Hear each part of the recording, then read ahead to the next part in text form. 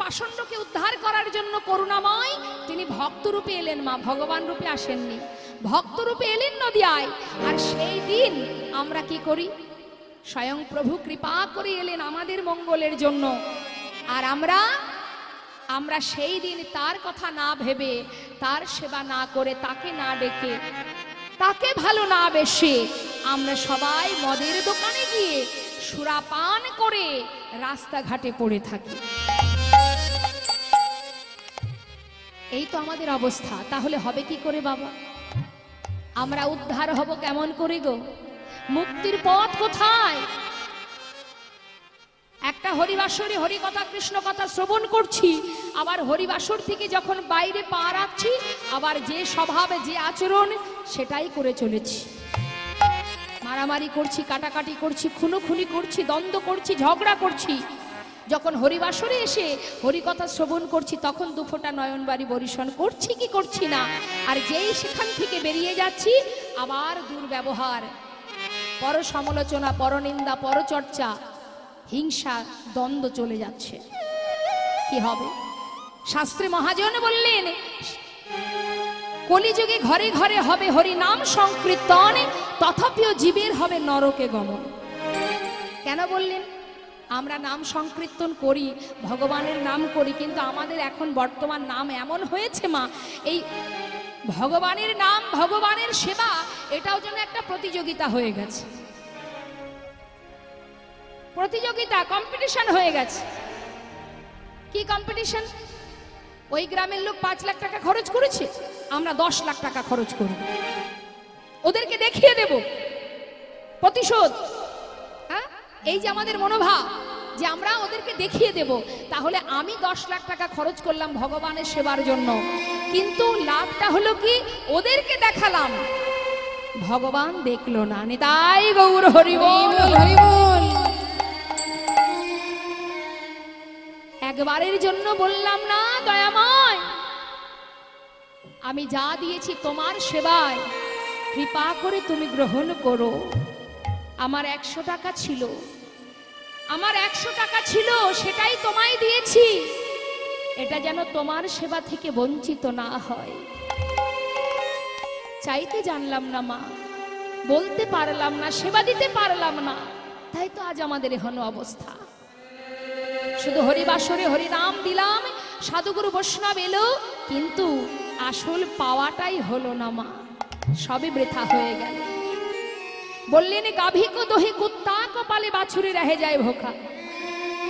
লক্ষ্য করে দেখবেন, বাছুরটাকে অনাহারে রেখে তাকে দুধ খেতে না দিয়ে গাভীর দুগ্ধটাকে আমরা দহন করে সেই দুধ দিয়ে আমরা কি করি?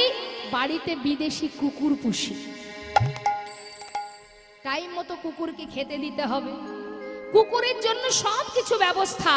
আর যে মা সন্তানকে জন্ম থেকে মানুষ করলো, সেই মায়ের জায়গা হলো বৃদ্ধাশ্রমে। মা থাকলো বৃদ্ধাশ্রমে, আর কুকুরটাকে কাঁধে করে নিয়ে রাস্তায় রাস্তায় ঘুরে বেড়ালাম। এই তো আমাদের পরিস্থিতি বাবা। কুকুরের সঙ্গে খাচ্ছি, কুকুরের সঙ্গে ঘুমাচ্ছি, কুকুরের সঙ্গে সব করছি।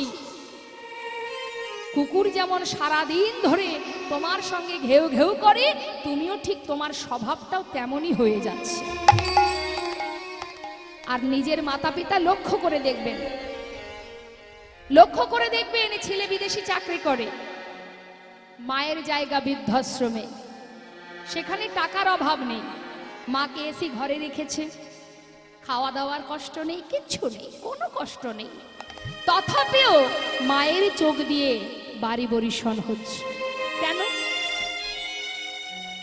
মা তো ছেলেকে মানুষ করেছিল শেষের দিনে দেখবে বলে, মা তো সুখে আছে, তাকে এসি ঘরে রেখেছে, ঘরের মধ্যে টিভি আছে, সব সুখ আছে, তথাপিও মা কাঁদছে কেন? দেখুন মা, একটা মা শুধুমাত্র সন্তানকে মানুষ করে নিজে শেষের জীবনে ভালো থাকবো বলে নয়। যে মা সন্তানকে মানুষ করবার পর তার জায়গা বৃদ্ধাশ্রমে হয়, শেষের কটা দিন সেও চায় আমি যেন আমার সন্তানের কাছেই থাকি। কিন্তু মায়ের কোনো জায়গা নেই। কে দেখবে মাকে? একটা মাত্র সন্তান, সেই মা চলে গেল বৃদ্ধাশ্রমে, দেখার লোক নেই। লক্ষ্য করে দেখবেন, বৃদ্ধাশ্রমে যাবেন, দেখে আসবেন। তাই ইহ জগতে তুমি যাদের জন্য ভাবছো মা, যাদের চিন্তা করছো তুমি, তারা তোমার কেউ নয়। কাতব কান্তা কস্তে পুত্র সংসারায় বতিব বিচিত্র, নলিনী জলগত তরলং তদ্বদতিশয় চপল। একটা পদ্ম পাতার উপরে একটা জলের বিন্দু থাকলে যেমন টলমল টলমল করে মা, যদি কখনো সেই বিন্দুটা পড়ে যায়, জলের উপরে কোনো দাগ থাকে? থাকে কি? মানে পাতার উপরে কোনো দাগ থাকে? পদ্ম পাতায় থাকে না। ঠিক তেমন আমাদের প্রত্যেকটা জীবের হৃদয় পদ্মের পাতায় প্রাণরূপ জলের বিন্দু টলমল টলমল করছে। কখন পড়ে যাবে কেউ জানে না, হ্যাঁ? কিন্তু যখন পড়ে যাবে, তুমি যাদের সুখের জন্য এই কৃষ্ণ ভজনের মানব দেহটা মাটি করছো, তাদের হৃদয় পদ্মের পাতায় কিন্তু এতটুকু দাগ থাকবে না। দুদিনের পরিচয়। তুমি চলে যাবার পর তোমার বলতে যা কিছু আছে তাই নিয়ে ভাইয়ে ভাইয়ে দ্বন্দ্ব বেঁধে যাবে, সমান ভাগে ভাগ করবার জন্য। তারপরে তোমার যদি দু একটা স্মৃতি থেকে থাকে, সেটাকেও কিছুদিন পর ফেলে দেবে। এটাই হলো সংসার জীবন। তাহলে তুমি সংসার জীবনে সংসার করো, সবই করো, কিন্তু আসল কর্মটা ভুলে যেও না। সেটা কি? সেটা হলো কৃষ্ণ ভজন। একবার কৃষ্ণ নামে যত পাপ হরে, যত পাপ হরে, জীবের সাধনা জীবী তত পাপি করে। জীবের সাধনায় তত পাপি করে। কি বললেন? একবার কৃষ্ণ নামে জীব যত পাপ হরে, জীবের সাধনেই তত পাপ করে। তার মানে একবার কৃষ্ণ নাম করলে তোমার সমস্ত পাপ থেকে তুমি মুক্তি পাবে। তবে তার পরের লাইনে কি বলল? হেন কৃষ্ণ নামে জীব লয় বহুবার। নেই তো আমরা বহুবার কৃষ্ণ নাম বলি, তথাপিও না হয় প্রেম, না বহে অশ্রুধার। জানিবে সেই হৃদয় অপরাধ আছায়ে প্রচুর, কৃষ্ণ প্রেমে বীজ তাতে না হয়। কৃষ্ণ প্রেমে বীজ তাতে না হয় অঙ্কুর। কৃষ্ণ নাম শ্রবণ করে হৃদয় মাঝে যদি কৃষ্ণ নামের অঙ্কুর তৈরি না হয়, তাহলে সেই কৃষ্ণ নাম শোনায় বৃথা। আসুন আমরা সবাই মিলে একবার মধুমাখা হরি নাম করি। সবাই হাত তুলুন দেখি। খুব সুন্দর, হরি বল হরি বল। এবার একসঙ্গে মা আমরা সবাই মিলে, আমি গাইবো আর আপনারা গাইবেন, কেমন? হরিনাম করব আমরা সবাই মিলে, মহামন্ত্র জপ করব। হরি বল। হরে কৃষ্ণ কৃষ্ণ কৃষ্ণ হরে হরে, হরে রাম রাম রাম হরে হরে, হরে কৃষ্ণ।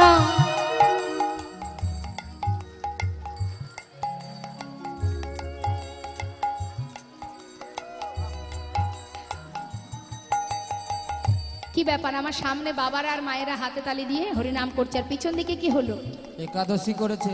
দেখুন, এত কষ্ট করে আপনারা এসেছেন, আমিও তো একাদশী করেছি, সমস্যা কোথায়? একাদশী করলে কৃষ্ণ নাম বেশি করে করতে হয়। আর আপনারা যে এত দূর থেকে এসেছেন, একটু গোবিন্দ সেবার জন্য কর্ম করতে হবে মা, হ্যাঁ? তাহলে কিন্তু আপনাদের এই আসা যাওয়ায় সার হবে। হাত তুলুন বাবা, পিছন দিকে সবাই মিলে হাত তুলুন, সবাই মিলে একটু নাম করুন। হ্যাঁ,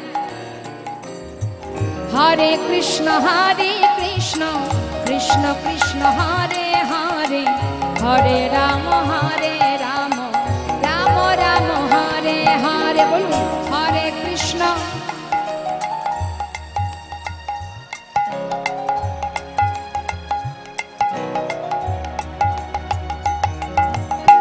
হরে কৃষ্ণ কৃষ্ণ কৃষ্ণ হরে হরে, হরে রাম রাম রাম হরে হরে, হরে কৃষ্ণ।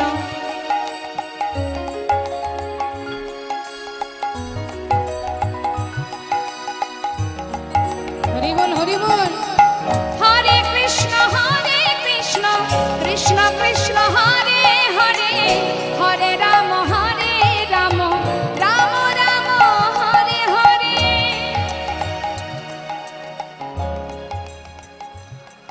বাবা বাবা আহা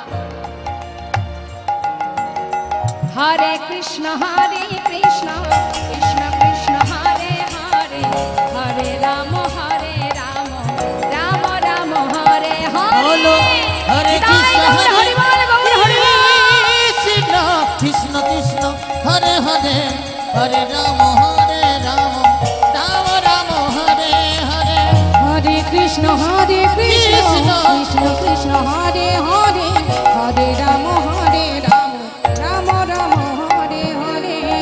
হরি বল হরি বল হরি বল। বৈষ্ণব মহাজন বললেন চারি বেদ ষড়দর্শন পড়িয়া যে জন সে যদি গৌরাঙ্গ নাহি ভজে। কথাটা কি বললেন মা?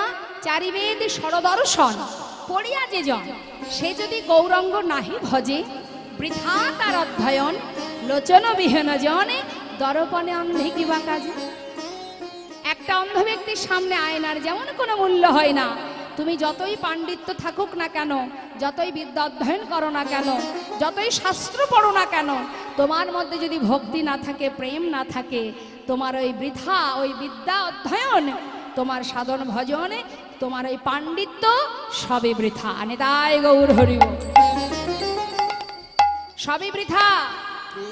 যদি তোমার মধ্যে ভক্তি না থাকে, তোমার ওই ভক্তি না থাকলে পাণ্ডিত্য বৃথা। ভগবানকে ভালোবাসতে গেলে ভক্তি দিয়ে ভালোবাসতে হয়, পাণ্ডিত্য দিয়ে কখনো ভগবানকে পাওয়া যায় না। সবার আগে চাই ভক্তি। ভক্তি হচ্ছে বাবা এক। মায়েরা মন দিয়ে শুনবেন, ভক্তি হলো এক, সংখ্যায় এক।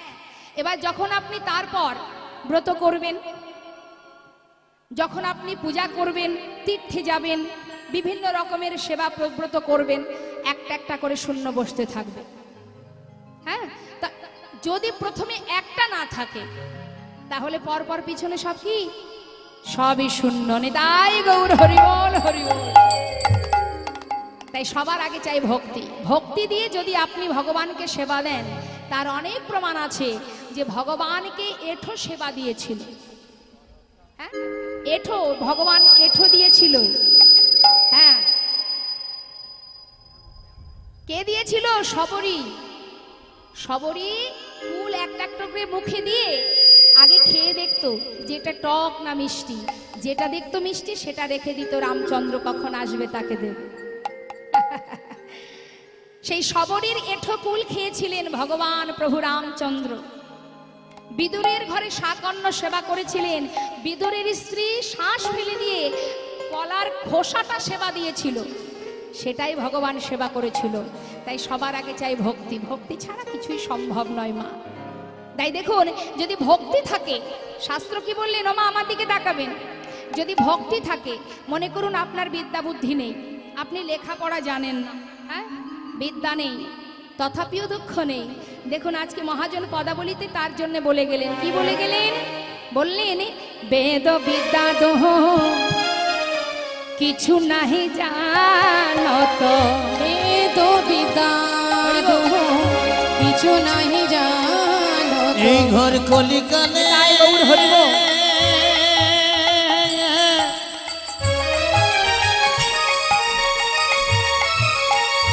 এই যে বিধার কিছু নেই প্রয়োজন,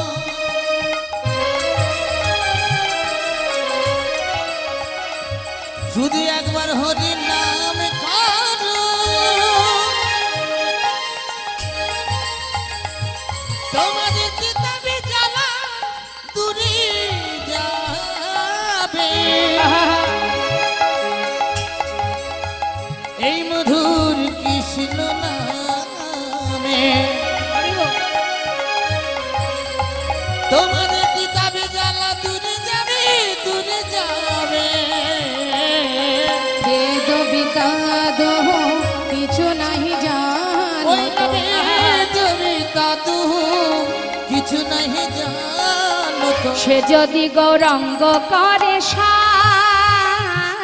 আর সে যদি গৌরাঙ্গ করে ঠাকুর নয়নানন্দেতে ভরে, সেই তো সকলে জানে। নয়নানন্দেতে ভরে, সেই তো সকলে জানে। সর্বসিদ্ধি কর তলে আর সর্বসিদ্ধি করো তালে তা ওই না সর্বসিদ্ধি করো তলে তল। কিছুই জানতে লাগে না তার গো কিছুই জানতে লাগে না কিছুই জানতে লাগে না গৌর চরণ সার করিলে কিছুই জানতে লাগে না গো গৌর চরণ সার করিলে এ সংসারকে অসার ভেবে গৌর জয় গৌর হরি বল ওই হরি বল। সংসারকে আসার ভেবে গৌর চরণ সার করিলে তার কিছুই জানতে লাগে ওই না না। সর্বসিদ্ধি করো তলে তল। কিছুই জানা লাগে না যদি গৌর চরণ সার করা যায়। এত সময় আমরা গৌর কথার মধ্যেই ছিলাম, এবার চলে যাই আমরা সবাই যাব মধুময় শ্রীধাম বৃন্দাবনে। তা চলুন যাই বৃন্দাবনে। কিভাবে যাব মা? মনটাকে নিয়ে যাব, দেহটা পড়ে থাকবে, এই মনটাই তো সব। আপনি এখানে আছেন, আপনার মন যদি বাড়িতে থাকে, আমি যাই বলি না কেন আপনার কানে কিন্তু ঢুকবে না, তাই না? তাহলে মনটাই সব, তাহলে মননে মানুষই আমরা বৃন্দাবনে লীলা সাধন করব।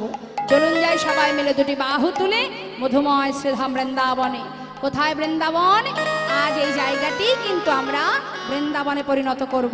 সবাই মিলে উলুধ্বনি হরিধ্বনি করব, দুটি বাহু তুলে নিতাই গৌর হরি বল, গৌর হরি বল, হরি বল। मेरा मन पंछी ये बोले, क्या बोले? मेरा मन पंछी ये बोले, उड़ वृंदावन जाऊं, ब्रज की लता पता में राधे राधे गाओ। मेरा मन पंछी बोले मेरा मन पंछी बोले उड़ वृंदावन जाओ, ब्रज की लता पता में राधे राधे गाओ। राधे राधे गाओ, सब सब गाओ। राधे राधे गाओ, शाम शाम गाओ। मेरा मन पंछी बोले उड़ वृंदावन जाओ, ब्रज की लता पता में राधे राधे गाओ। राधे राधे गाओ, सब सब गाओ। राधे राधे।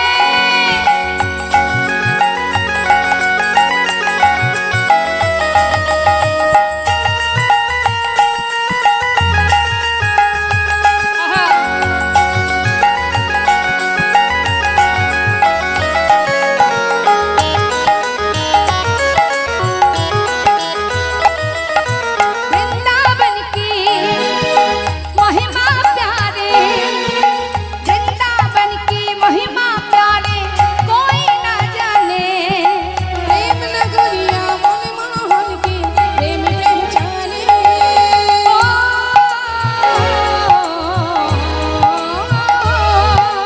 ओ,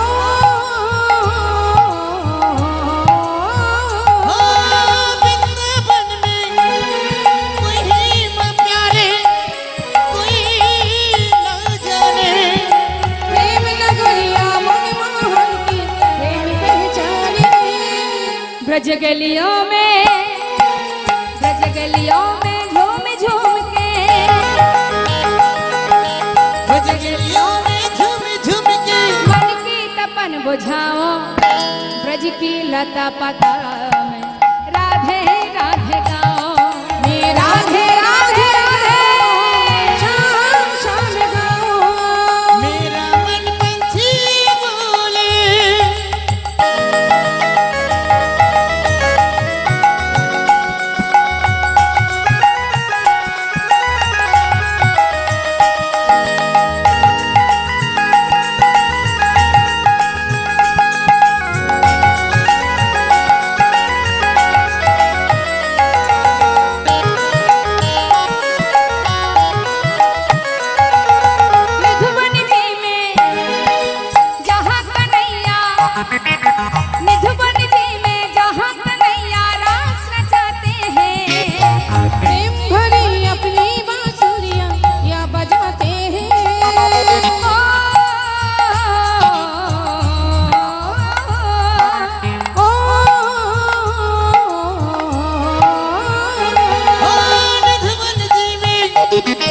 जहाँ कन्हैया रास जाती है प्रेम भरी अपनी बांसुरियां या बजाते हैं।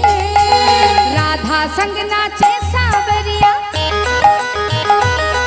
हो राधा संग नाची सबिलिया दर्शन करके आओ ब्रज की लता पता में राधे राधे गाओ।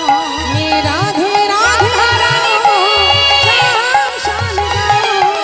मेरा मन पंछी बोले उर्मी दामन जाओ भज की लता पता में राधे राधे गाओ। मैं राधे राधे गाओ सन सन गाओ। ये राधे राधे गाओ, शाम शान गाओ। राधे राधे गाओ सन सन गाओ। ये राधे राधे गाओ, शाम शान गाओ। राधा रानी की जय वृंदावन धाम की जय बांके बिहारी लाल की জয়। जय राधे श्याम। আমরা কোথায় এলাম মা? মধুময় বৃন্দাবনে। দেখুন বৃন্দাবনে যে আমরা যাই, যে বৃন্দাবনে আমরা দর্শনে যাই, ওটা হচ্ছে লীলাক্ষেত্র। আর শ্রীধাম নবদ্বীপ হলো গুপ্ত বৃন্দাবন। ওটা হলো ভূ বৃন্দাবন, এটা হলো গুপ্ত বৃন্দাবন। আর আজ এই জায়গাটি হলো নব বৃন্দাবন। তা আজ এই নববৃন্দাবনে আমরা সবাই সেই মধুর মধুর ভগবত লীলা কথা আস্বাদন করব। ভগবান কৃষ্ণ যত যত লীলা করেছেন সবই কিন্তু আমাদের মতো জীবকে শিক্ষা দেবার জন্য।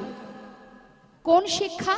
অন্ধকার থেকে আলোর পথ দেখানোর জন্য, সঠিক পথে যাবার জন্য তিনি সন্ধান দিলেন, তিনি লীলা করলেন। এখন ভগবান যে লীলা করবেন মা, ভগবান লীলা করতে গেলে তো একা একা করতে পারবে না। পারবে? আপনি যদি কোনো খেলা করেন, খেলা করতে গেলে যেমন একা একা করা যায় না, সঙ্গীর দরকার হয়, তেমন ভগবান কৃষ্ণচন্দ্র তিনি যে বৃন্দাবনে যত যত লীলা করেছেন, সেই লীলা করবার জন্য তিনি তার অঙ্গ থেকে রাধারানীকে সৃষ্টি করেছিলেন। তাই গৌর হরিব। রাধারানী কিন্তু কোনো মায়ের গর্ভ থেকে আসেনি, মা ভূমিষ্ঠ হয়নি। শ্রীমতী রাধারানী আর গোবিন্দ তত্ত্ব এক, দেহ দুটো, তত্ত্ব এক, আত্মা এক। রাধা তত্ত্ব কৃষ্ণ তত্ত্ব একই তত্ত্ব। আজ রাধা কৃষ্ণ একই আত্মা, দুই দেহ ধরি। কি বলছে? বললেন রাধা কৃষ্ণ একই আত্মা, দেহটা কটা? দুটো, দুই দেহ ধরি, অনন্য বিলাস রস আস্বাদন করি। এবে সেই দুই দেহ হলো আমার চৈতন্য গোসাই শ্রীমতী রাধারানীর ভাব রস আস্বাদিতে দোহে হলে না কোঠায়। তাই গৌর হরি বল, হরি বল। আপনার দেহ আমার দেহ কি এক দেহ হবে যদি আপনাকে জড়িয়ে ধরি মা?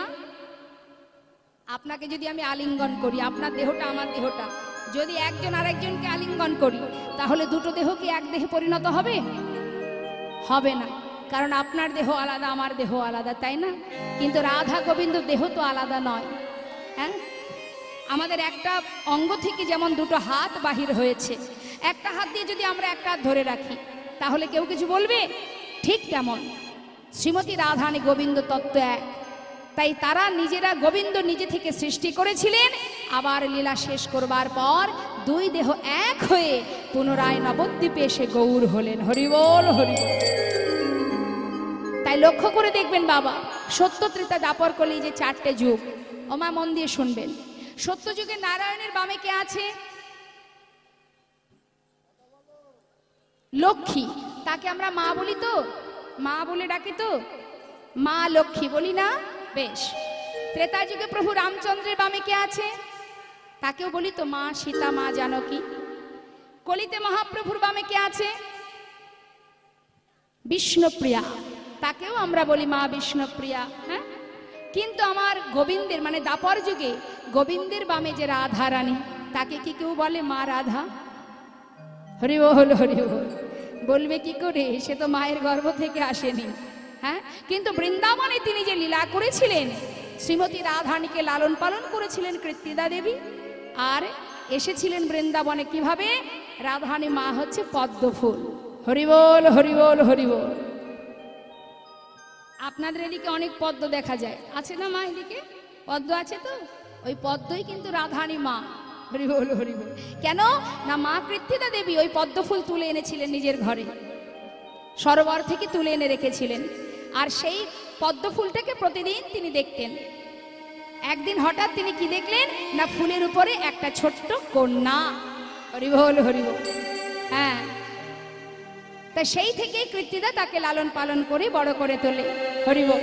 তাই আজ সেই রাধা কৃষ্ণ পুনরায় আবার একত্রিত হয়ে নদিয়ায় গৌর হলো। আজ আমার গোবিন্দ প্রাণ কৃষ্ণচন্দ্র আমার বনমাঝে সখাগণকে নিয়ে যে খেলা খেলছেন, সেটা হলো কি খেলা? এক হলো আমাদের মতো জীবকে শিক্ষা দেওয়া, যে দেখে নে ভক্ত, ভক্ত কাকে বলে। আজ অপরূপ সুন্দর এই খেলাটা খেলছেন। তবে শুধু তাই নয়, একদিকে আমাদেরকে শিক্ষা দেওয়া, আর একদিকে তার মনোবাঞ্ছা পূর্ণ করা। ভগবানের মনোবাঞ্ছা কি? আমাদের যেমন মনে মনে বাসনা থাকে, ভগবানেরও বাসনা আছে বাবা। কি বাসনা মা? আমরা লীলার মধ্যে গেলেই বুঝতে পারবো আস্তে আস্তে।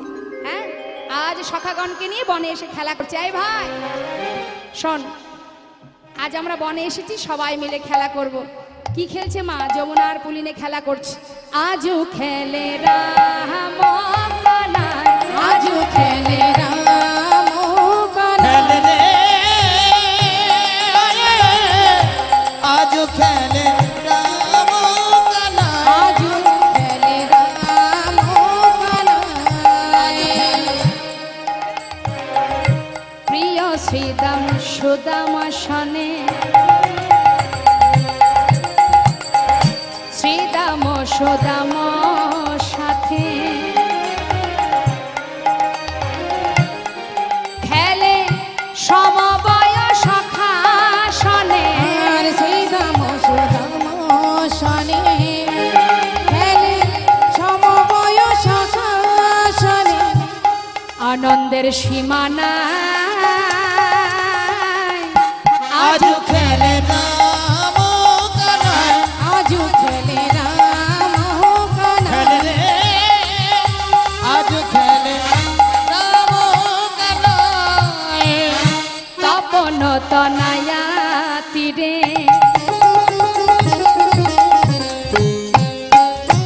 ওই দেখো কোথায় খেলছে জানো? তপন তনায়া তীরে। আহা, মায়েরা বলতে পারবেন কোথায় খেলছেন আমার গোবিন্দ? তপন মানে কি? তপন মানে সূর্য, আর সূর্যের তনায়া মানে কন্যা। কে? সূর্যের কন্যা হচ্ছে যমুনা। একটু যদি পদাবলিতে ডুব দেওয়া যায়, মানে মনটা দেওয়া যায়, সবই বুঝতে পারবেন। আজ আমার গোবিন্দ খেলছে কোথায়? তপন তনায়া তীরে, অর্থাৎ যমুনার তীরে। তাই বলছি তপন তনায়া তীরে খেলে সমবয় সখা শনে। আর তপন তনয়া তীরে খেলে সমবয় সখা শনে। খেলে কাঁধে করায়া কাঁধে চড়া, কাঁধে করায়া কাঁধে চড়া, কাঁধে করায়া কাঁধে চড়া। খেলে কাঁধে করায়ার কাঁধে চড়া। আনন্দের সীমানা আজু খেলে রাম কানাই, আজু খেলে রাম কানাই। খেলে রে আজু খেলে রাম কানাই, আজু খেলে রাম কানাই। একটা ঘটনা বলি মা। আমার গোবিন্দ খেলা করছে যমুনার তীরে, তাই তো? এখন যমুনা হচ্ছে সূর্যের কন্যা, আর তার দুই ছেলে আছে, যার কথা শুনলে সবাই ভয় পায়। কে বাবা? যমরাজ। আর একজন কে মা? গ্রহরাজ। হ্যাঁ, এখন এই গ্রহরাজ আর যমরাজ, এদের কথা শুনলে কে না ভয় পায় বলুন দেখি? যমের ভয় তো সবাই পায়, কি পায় না মা? যমের ভয় সবাই পায়, আবার গ্রহের ভয়ও সবাই পায়। আস্তে আমার দিকে মায়েরা মন দিয়ে শুনবেন, দেখবেন গ্রহরাজের ভয় পাই বলে আমরা শনিবার আসলে ধূপ প্রদীপ বাতাসা নিয়ে ওই শনি ঠাকুরের পূজা দিতে যাই, যায় না? হ্যাঁ, ইনি তো গ্রহরাজ। কেন পূজা দিই? ভয়ে ভীত হয়ে। কারণ শাস্ত্রে নাকি আছে যে ওই গ্রহ যদি কারোর একবার ঘাড়ে চাপে বা সংসারে চাপে, সে নাকি 12 বছরের আগে আর নামে না। এই ভয়ে ভীত হয়ে আমরা সবাই গ্রহরাজের পূজা দিই। মায়েরা দেন তো পূজা? ভক্তি ভরে দেন না ভয়ে দেন? যে না জানি ঘাড়ে চাপবে, না জানি ঘাড়ে চাপবে। স্বয়ং ভগবান একবার ভয় পেয়েছিল। শুনুন তাহলে, একদিন গ্রহরাজের সঙ্গে দেবর্ষী নারদের দেখা হয়ে গেছে। আমার মন দিয়ে শুনবেন। এখন নারদের দেখা হয়েছে গ্রহরাজের সঙ্গে। জিজ্ঞাসা করছে কেমন আছেন মহারাজ?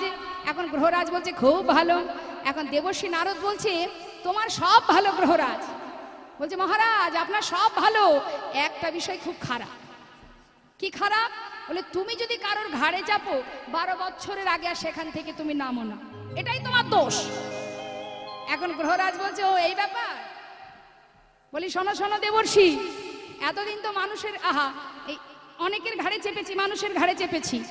এখন আমি ঠিক করেছি তোমার যে প্রভু, আমি তোমার প্রভুর ঘাড়ে চাপবো না। তাই গৌর হরি। এখন যেই না বলেছে যে তোমার প্রভুর ঘাড়ে চাপবো, এখন সঙ্গে সঙ্গে দেবর্ষী নারদ চমকে উঠেছে। কি সর্বনাশ! মানুষের ঘাড়ে চাপছিল, বেশ তো ছিল ভালো, আবার এখন কিনা আমার প্রভুর ঘাড়ে চাপবে? খবরটা তো প্রভুকে দিতে হবে। ছুটতে ছুটতে যাচ্ছে। এখন প্রভুর কাছে গিয়ে দাঁড়িয়েছে। প্রভু বললে কি ব্যাপার দেবর্ষী, এমন হন্তদন্ত হয়ে ছুটে আসছো? তোমার তো কাজ হচ্ছে লোকের সঙ্গে ঝগড়া বাঁধানো। কোথায় কি ঝগড়া বাঁধিয়ে এলে শুনি? এই যে প্রভু তুমি কি বলো না, লোকে যা বলে বলুক, অন্তত তুমি বলো না আমি ঝগড়া বাঁধাই। হ্যাঁ, বলি শোনো তোমার কাছে একটা খবর দিতে এলাম। কি খবর? আসতে পথে গ্রহরাজের সঙ্গে দেখা। সে বলল এতদিন মানুষের ঘাড়ে চেপেছে, আজ নাকি প্রভু তোমার ঘাড়ে চাপবে। এখন প্রভু বলছে তাই নাকি? বলেছে এমন কথা, আমার ঘাড়ে চাপবে? 12 বছরের আগে আর নামবে না? হ্যাঁ হ্যাঁ, সে যা বলে তাই করে গো প্রভু। এখন উপায় কি? প্রভু বললে তুমি চিন্তা করো না, আমি এই 12 বছর পাথর হয়ে থাকবো, দেখি আমার ঘাড়ে কি করে চাপে। তাই হোক প্রভু তাই করো। এখন প্রভু 12 বছর পাথর হয়ে থাকলো মা। 12 বছর পর যেই না বাইরে বেরিয়েছে, বেরোনো মাত্রই দেবর্ষীকে খবর দিয়েছে। দেবর্ষীকে খবর দিয়ে বলছে দেবর্ষী তোমার এই গ্রহরাজ যে বললো আমার ঘাড়ে চাপবে, 12 বছর পার হয়ে গেল, কই চাপলো না তো। যাও গিয়ে খবর দিয়ে এসো, শুনে এসো কেন চাপলো না, যাও। দেবর্ষী নারদ মনের আনন্দে যাচ্ছে। গিয়ে গ্রহরাজকে বলছে এই যে মহারাজ কি ব্যাপার, বলেছিলে যে আমার প্রভুর ঘাড়ে চাপবে, কই চাপলে না তো। যেই না বলেছি গ্রহরাজ বলছে ও তাহলে আমার খবরটা তোমার প্রভুকে দিয়েছিলে? বলছে হ্যাঁ দিয়েছিলাম। তারপর তোমার প্রভু কি করলো? বলে কি আর করবে, যেই শুনেছে তুমি ঘাড়ে চাপবে, প্রভু 12 বছর পাথর হয়েছে। ও এই ব্যাপার, আরে এটাই তো আমার কোপ। নিতাই গৌর হরি বল হরি বল। এটাই তো আমার কোপ, বলার জন্য শুধুমাত্র বলেছি, তাই শুনে তোমার প্রভু 12 বছর পাথর হয়ে আছে। এটাই তো আমার কোপ, গ্রহরাজের কোপ। হ্যাঁ, তাহলে চাপলে কি হতো? হরি বল। তা গ্রহরাজের ভয় সবাই পায় গো মা, তাই না? আজ আমার গোবিন্দ খেলা করছে সমস্ত সখাগণকে নিয়ে, কিন্তু গোবিন্দের আজ নতুন খেলা করবার বাসনা। কি খেলা? সখাদেরকে ডাক চাই ভাই শোন, আজ একটা নতুন খেলা করব। নতুন খেলা? হ্যাঁ, সে খেলাটা কি জানিস? দাঁড়া, যতগুলি সখা আছে ততগুলো পাতা তুলে নিয়ে আয়। সেই পাতার মধ্যে একটা পাতা ছিদ্র করা হবে। এই ছিদ্র পাতাটা যার ভাগ্যে পড়বে সে হবে চোর। আর যে চোর হবে বাকি সবাইকে কাঁধে করে নিয়ে এই বংশীবট থেকে কেশিঘাট, আবার কেশিঘাট থেকে বংশীবটে আনতে হবে। খুব মজার খেলা তো। হ্যাঁ, খুব মজার খেলা।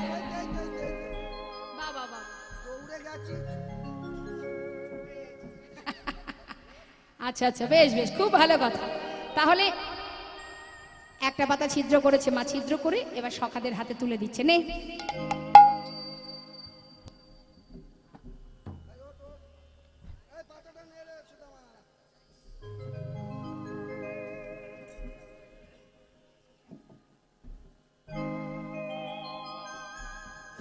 এই দেখি ভালো পাতা। কার কার ভালো পড়েছে? আরে আমারটাও ভালো পড়েছে কানাই, দেখ দেখ আমারটাও ভালো পড়েছে। আর তোরটা ভালো? তোরটা দেখি। হ্যাঁ আমারটাও ভালো। কই দেখি পাতা, কই দেখি দেখি দেখি, দেখাও দেখাও, কই দেখি ছিদ্র পড়েছে কিনা। লোকাচ্ছে নিশ্চয়ই, ওরটাই ছিদ্র পড়েছে।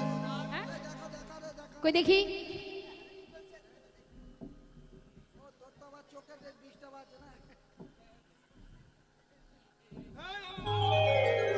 তা সবারই যখন ভালো পাতা পড়েছে, তাহলে ছিদ্র পাতা কার ভাগে পড়লো রে? কার ভাগে পড়লো? তাই তো, তাই তো। কার ভাগে পড়লো রে? এ কানাই, তুই লোকাচ্ছিস কেন? তোরটা দেখা। আমার তো ভালোই পড়েছে। আরে ভালো বললে হবে না, দেখা ভালো করে দেখা। এই দেখ আমার পাতা ভালো পড়েছে। আরে এই তুই লোকাচ্ছিস। আয় দেখ কানাইয়ের ছিদ্র পাতা পড়েছে। কানাই চোর, কানাই চোর, কানাই চোর। সখাগণ একসঙ্গে বলে উঠলো, কানাই তুই বিনে চোর কে হবে ভাই? তুই বিনে চোর হরি বল, হরি বল। চোর কে হবে ভাই? তুই বিনে চোর কে হবে ভাই? বৃন্দাবনের ননি চোরা তুই বিনে চোর কে হবে ভাই? বৃন্দাবনের ননি চোরা তুই বিনে চোর কে হবে ভাই? খুব আনন্দ হচ্ছে না? খুব আনন্দ হচ্ছে। আমি চোর, কানাই আমি চোর। চোর, আমি চুরি করি। আমি যে ঘরে ঘরে ননি চুরি করে নিয়ে আসি, আমি কি একা একা খাই? আরে চুরি তুই করিস তাই আমরা খাই, কিন্তু চোর তুই। যাদের জন্য চুরি করি তারাই বলে। দেখেছেন তো মা, এদের জন্য আর চুরি করা ঠিক হবে আমার? হ্যাঁ, তোর মতো এত ভালো চুরি আমরা করতে জানি না কানাই। কাঁধে উঠবি, কাঁধে উঠ। চোর বলার কে আছে? চোরকে চোর বলবো না তো কি সাধু বলবো? তুই চোর। সখাগণ সবাই বলছে, কানাই তুই তো চোর রে বাবা। এই গোটা বৃন্দাবনে তোর মতো চোর কে আছে? চোরের শিরোমণি রে তুই। বেশ বেশ, শোন, এক এক করে কাঁধে উঠবি। সবাই বলছে, ও কানাই নিতুই নিতুই তুই কাঁধে উঠিস। আজ যখন হেরেছিস, আজ আমরা তোর কাঁধে উঠব। হ্যাঁ, আমরা চাপবো।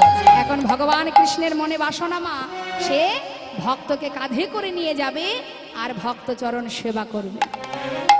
কেন গো? একদিনে নির্জনে বসে গোবিন্দ মনে মনে ভাবে, এই জগতের মাঝে ভক্ত কেন ভালোবাসে আমার, আমার চরণে সেবা করে, নয়নের জলে বুক ভাসিয়ে কাঁদে, আমার চরণে পাবার লাগে, যোগী মনির সে ধ্যান তপস্যা করে, আমার চরণে পাবার লাগে।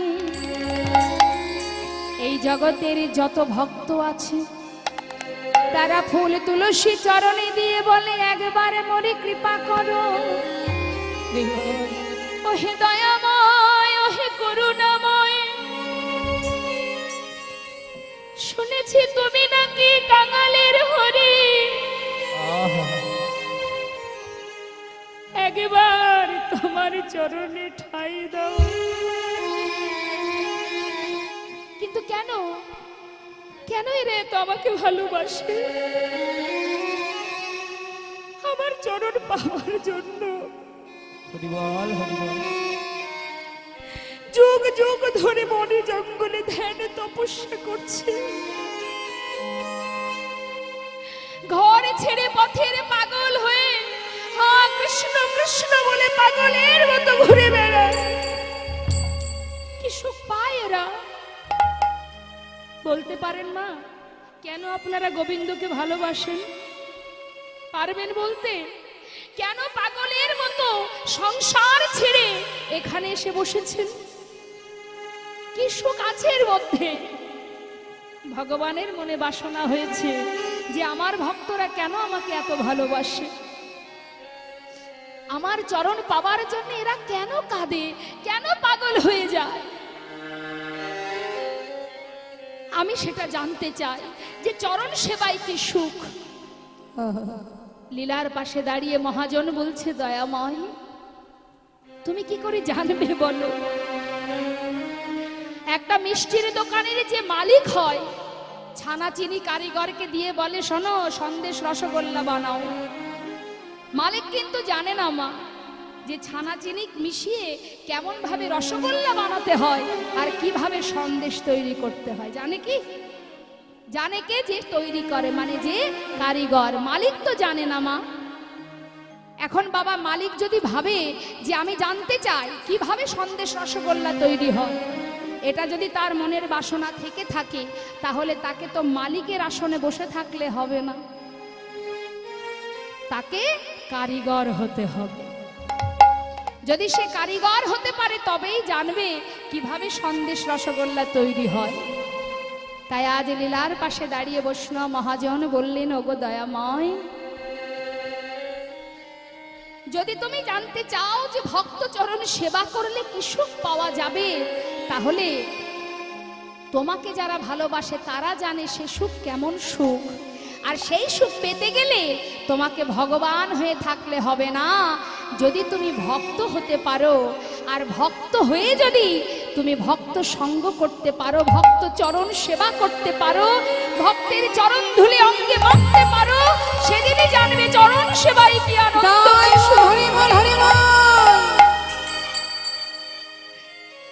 আজ আমার গোবিন্দের মনে বাসনা, আমার ভক্তরা যখন আমাকে চরণ সেবা করে সেই সুখটা আমি পেতে চাই। তাই আজ আমার প্রভুর মনের বাসনা পূর্ণ করবার জন্য আজকের এই নতুন খেলাটা খেলতে লাগলেন। সুদামাকে বলছে, এই বন্ধু আয় আমার কাঁধে ওঠ। কাঁধে নিয়েছে মা, কিন্তু সুদামা এক কাঁধে উঠে বসেছে, সামনে একটা চরণ পিছনে একটা চরণ। এখন গোবিন্দের বাসনা যুগল চরণ সেবা করবে, কি করে সামনের চরণটা আনবে চিন্তা করছে। এদিকে সুদামা কি করেছে, কাঁধে বসে চুলগুলো মুঠো করে ধরেছে। কেন? কানাই যদি দৌড়ানোর সময় আমি পড়ে যাই। শাস্ত্রে বললেন, রাখে হরি মারে কে, মারে হরি রাখে কে। ভগবান যদি কাউকে মারে তার আর ওঠার শক্তি নেই মা, আর সে যদি ধরে রাখে জগতের কারোর ক্ষমতা নেই তাকে মারার। এখন কাঁধে উঠে বসেছে, আর এদিকে যখন গোবিন্দ ছুটছে সুদামা বলছে, কানাই যদি এইভাবে ছুটিস, এইভাবে দৌড়াস, আমি তো ভাই পড়ে যাব রে। সুযোগ পেয়ে গোবিন্দ বলছে, তুই এক কাজ কর সুদামা, পিছনে চরণটা আমার সামনে দে। আহা বড় চতুর্থ বাবা, যেই না বলেছে সঙ্গে সঙ্গে সামনে দিয়ে দিয়েছে। চরণ দুটো বুকের মধ্যে দুহাত দিয়ে চেপে ধরে বলছে, হ্যাঁ রে বন্ধু, এই তোর চরণ দুটো চেপে ধরে এবার যদি আমি দৌড়াই আর তো তুই পড়বি না, নিশ্চিন্ত মনে বসে থাক। সুদামাকে কাঁধে করে নিয়ে গোবিন্দ যাচ্ছে। সুদামারে লইয়া কৃষ্ণ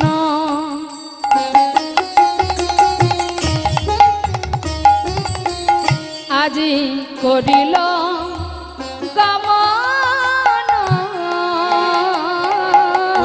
সুদামারে লইয়া কৃষ্ণ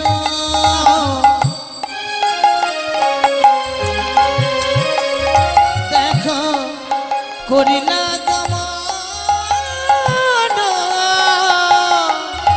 আর সুদামারে লইয়া কৃষ্ণ দেখো করিল গমন। একটা পক্কয়ম্র বৃক্ষ তলে আসিয়া দাঁড়ালো গো। পক্কয়ম্র বৃক্ষ তলে আসিয়া দাঁড়ালো। আজি মন্দ মন্দ সেবা করে, মন্দ মন্দ সেবা করে ভক্তের যুগল চরণ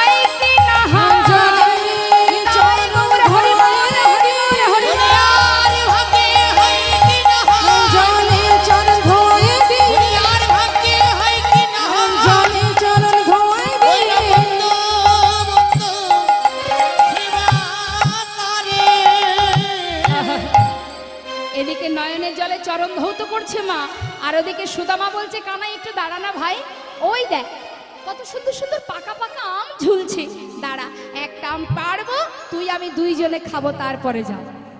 যেই না বলেছে বাবা, সঙ্গে সঙ্গে আম যেই পেড়েছে হঠাৎ দেখতে তার চরণে জল। কি ব্যাপার, আকাশে মেঘ করেনি, আমার পায়ে জল এলো কি করে? এই কানাই, কিরে বন্ধু আমার পায়ে জল এলো কি করে ভাই? কানাই তো খুব চতুর মা, বলছে নিশ্চয়ই গাছের পাতা থেকে জল পড়েছে। তুই যে আম পেড়েছিস ডালটা নড়ে উঠেছে, নিশ্চয় পাতা থেকে জল পড়েছে। আচ্ছা আচ্ছা আচ্ছা, আমাকে একটু নামিয়ে দে তো কানাই। যেই না নামিয়ে দিয়েছে মা, সঙ্গে সঙ্গে পাকা আমটা দেখিয়ে বলছে দেখ ভাই কত সুন্দর আম, এই আম যে বৃন্দাবনে তোর জন্যই তৈরি হয়েছে। তবে হ্যাঁ, তোর কাছে আমার একটা বাসনা। কি বাসনা? ওরে কানাই রে, আমার বহুদিনের স্বাদ আছে। কি স্বাদ মা? আমি তোর বদনের এঠো খাবো। আজ তো এখানে আর কেউ নেই, তুই আর আমি, বহুদিনের বাসনা বন্ধু, আমি তোর মুখের এঠো খাবো। তোর এঠো বড়, ভগবানের বদনের এঠো, এঠো তো নয় মা, সেই প্রসাদ কার না ভালো লাগে গো? তার সেবা করা প্রসাদে কার না ভালো লাগে? তাই সুদামা বলছে বন্ধু তোর এঠো বড় মিঠো লাগে, ভাই রে কানা। তোর এঠো বড় মিঠো লাগে,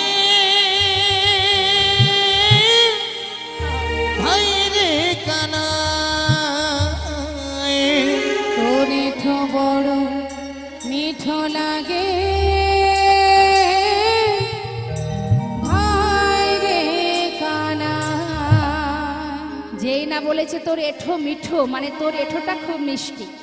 তাই এই আমটা আগে আমি খাবো ভাই। কেন জানিস? আগে খেয়ে দেখবো যে এই আমটা মিষ্টি কি তিতো কি টক, আমাকে দেখতে হবে। কেন দেখতে হবে? ওই যে কংস দুষ্টু রাজা না জানি কোন ফলে বিষ মিশিয়ে রেখেছে। এহ জগতে আমরা যদি মারা যাই,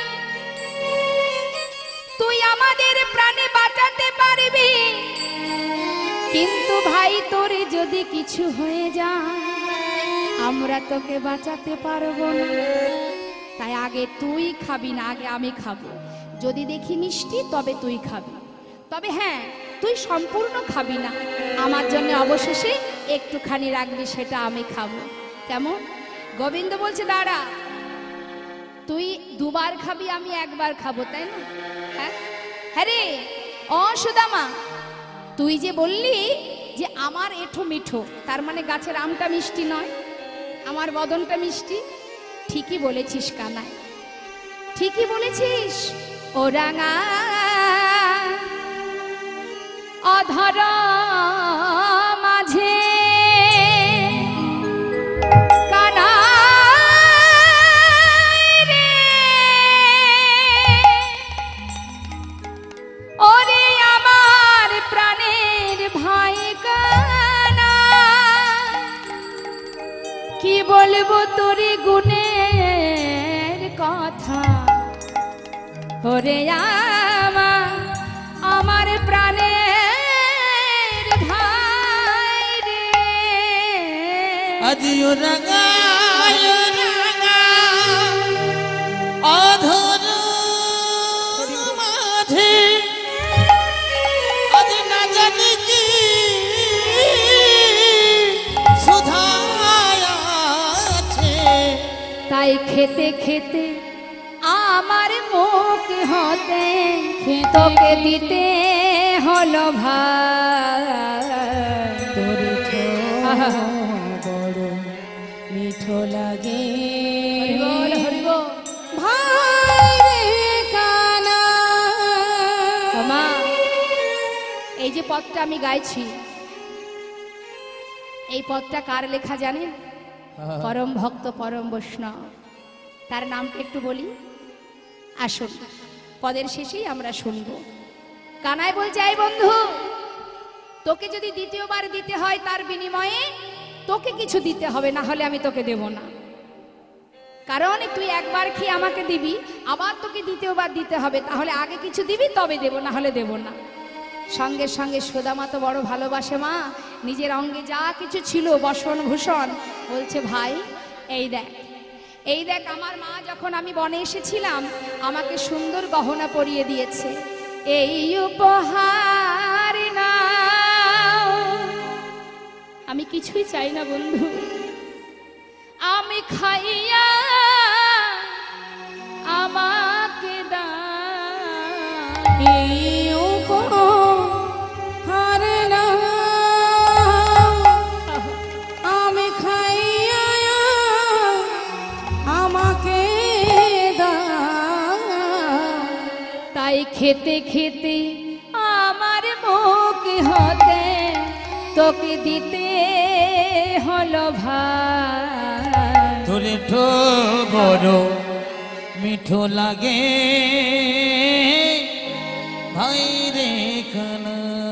ও গয়ে দাস উদ্ধাবের মনে সে যে কিছু পেতে চায়। নিতাই গৌর হরিবল হরিবল।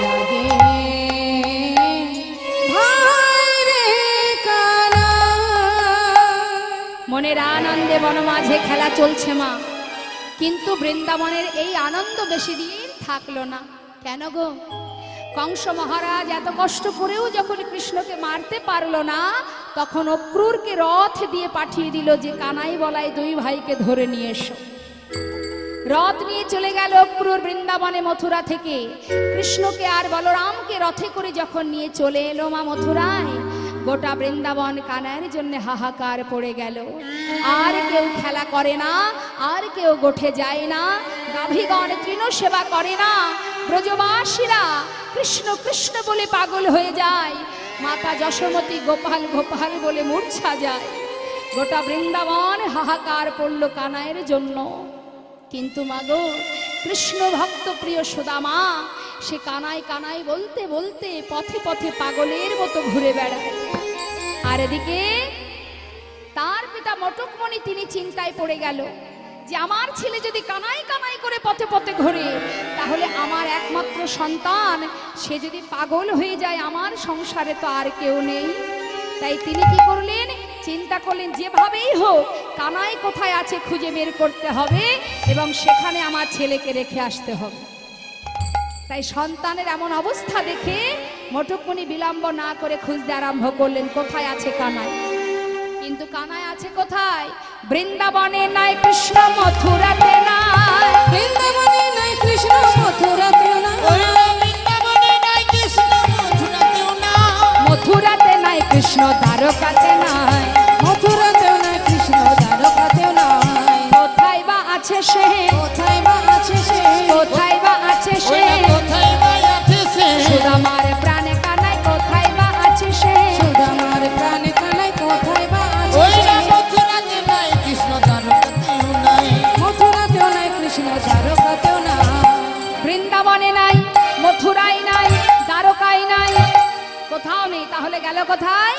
না, মথুরা থেকে কংসকে বধ করবার পর তিনি বৃন্দাবনে না এসে গেলেন গুরু আশ্রমে। নিতাই গৌর হরিবল। স্বয়ং ভগবান গেলেন গুরু গৃহে শিক্ষা নেবার জন্য। আপনি আচরি ধর্ম জীবকে শেখায়, নিজে আচরণ করে আমাদের মতো জীবকে শিক্ষা দিলেন। হে জীব, যদি গৌর গোবিন্দ চরণ পেতে হয় আগে গুরুচরণ আশ্রয় কর। আপনাদের সবার গুরু দীক্ষা শিক্ষা হয়েছে মা? গুরুচরণ সার করেছেন আপনারা? কই দেখি হাত তুলে দেখান কে কে গুরু দীক্ষা শিক্ষা নিয়েছে। দীক্ষা শিক্ষা নেওয়া হয়েছে তো? বেশ, এদিকে সবার হয়েছে মা? গুরুদেব যে মন্ত্র দিয়েছে কর্ণমূলে সেটা মনে আছে তো? বেশ, সেটা জপ করা হয় রোজ, প্রতিদিন জপ করেন তো? কৃষ্ণ মন্ত্রে যদি কেউ দীক্ষিত হয়ে থাকেন তাহলে গুরুদেব তাকে তুলসীর মালা পরান। আচ্ছা তো তুলসীর মালা গলায়?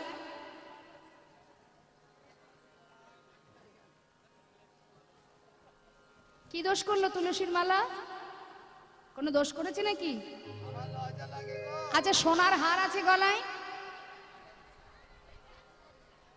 হরি বল। হ্যাঁ বাবা, সোনার হার নেই? আছে না মা?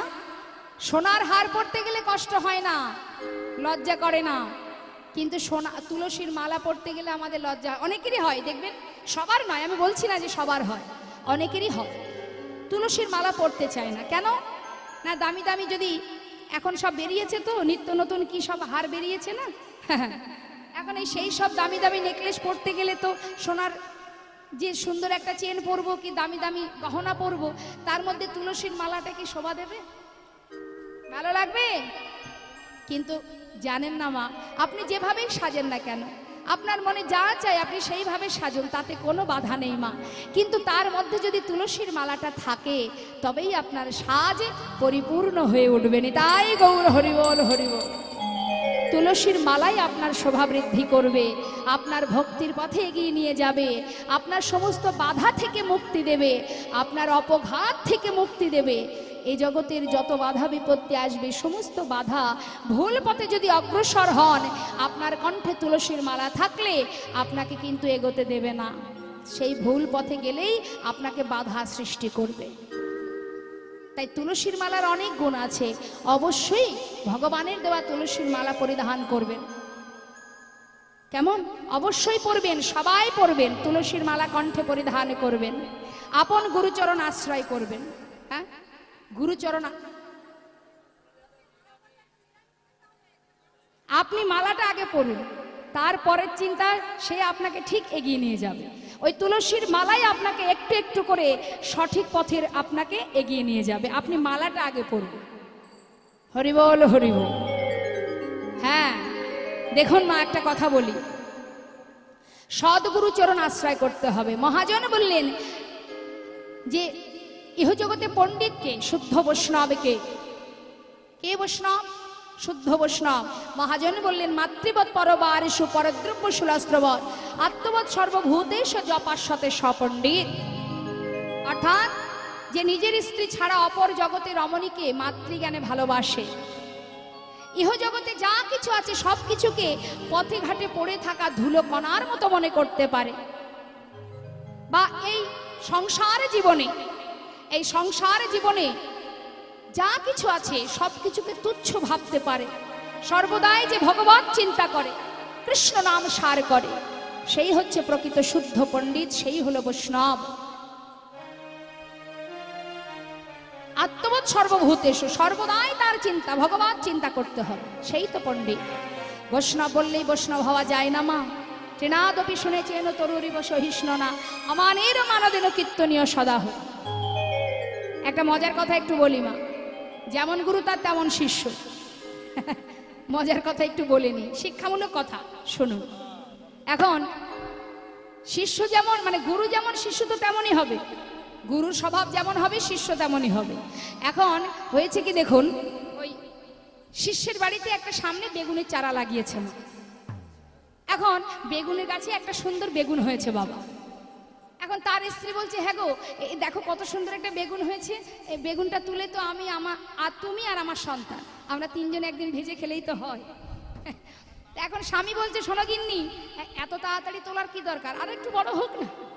এই করতে করতে বেশ ভালোই বড় হলো। হঠাৎ একদিন গুরুদেব এসে উপস্থিত। এখন গুরুদেব এসে ডাকছে, বলি আছিস নাকি রে বাবা শিষ্য, বাড়িতে আছিস? এখন শিষ্য দেখছে গুরুদেব ঢুকেছে, তাড়াতাড়ি করে তারা কি করেছে, দুজনে গুরুদেবকে ঘরে তুলেছে। এখন গুরুদেব যখন ঢুকছে ঘরে, হঠাৎ ওই বেগুন গাছটা দেখতে পেয়েছে। বেগুন গাছে যে একটা বেগুন হয়েছে সেটাও লক্ষ্য করেছে। এখন চরণ ধৌত করে চরণামৃত দুজনে পান করেছে। গুরুদেব আসলে যেটা হয় মা, এখন গুরুদেবকে আসন পেতে বসতে দিয়েছে। এখন বলছে, বাবা তাহলে কিছু সেবার ব্যবস্থা করি। যা যা এলাম যখন, তাড়াতাড়ি কিছু ব্যবস্থা কর, মাকে বল তাড়াতাড়ি কিছু রান্না করতে। ঠিক আছে বাবা। এখন যেই না রাঁধতে যাবে, দাঁড়া, যেই না রাঁধতে যাবে এমন সময় গিন্নি বলছে, হ্যাঁ গো শুনে এসো বাবার জন্য কি কি রান্না করতে হবে। এখন কি বলছে, বাবা কি কি রান্না করব? এখন আপনার মেয়ে তো বলছে ওই একটু ডাল করবে, মানে সবজি ডাল করবে, আর সেই সঙ্গে আলু ভাজা, পটল ভাজা, হ্যাঁ একটু পাঁপড় ভাজা, এগুলো করবে বলছে বাবা। হ্যাঁ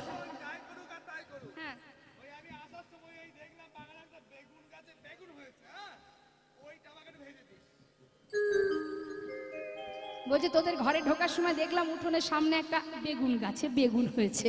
তো বাবা ওই যা করবি করিস, বেগুনটার সাথে ভেজে দিস। এখন চিন্তা করছে সর্বনাশ, বাবা যে বেগুনটা খেয়ে নিলে বিপদ, তাহলে আমার বোর সঙ্গে ঝগড়া বেঁধে যাবে। এখন ঘরে গিয়ে রন্ধনশালায় গিয়ে বলছে ও গিন্নি শোনো, বাবা তো যা যা বললাম তার মধ্যে বাবা বললো বেগুনটা ভেজে দিতে। গিন্নি বলছে শোনো, বেগুন বাদ দিয়ে আজ আর যা যা ভালো লাগে তাই তাই করো, কিন্তু বেগুনটা দেওয়া যাবে না। বলছে ঠিক আছে তাহলে তুমি এক কাজ করো, দাঁড়াও আমি একটু আবার আসি। হ্যাঁ আবার গেছে বাইরে গিয়ে বলছে বাবা বাবা শোনো, ওই বলি বাবা ওই আপনার মেয়ে বলছে শুধু কি আর ডাল করবে, বলছে সেই সঙ্গে আরেকটু কয়েক রকমের রসা, মানে পাঁপড়ের রসা, কি কি রসা, পনিরের রসা, পটলের তরকারি বা সয়াবিন।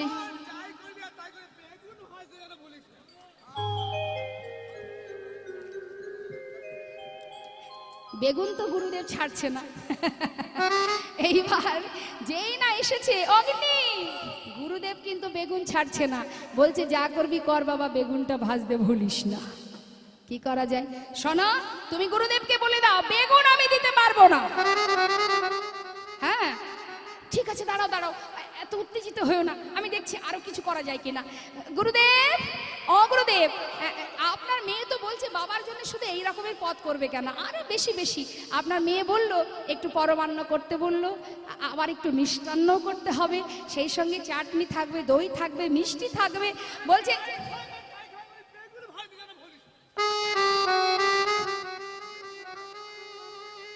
গুরুদেব বলছে শোন, ওমা গুরুদেব বলছে তোর এত কিছু করতে কে বলেছে, এত কিছু করার দরকার, একটু ডাল আর এই বেগুনটা ভেজে দিলেই তো হয়।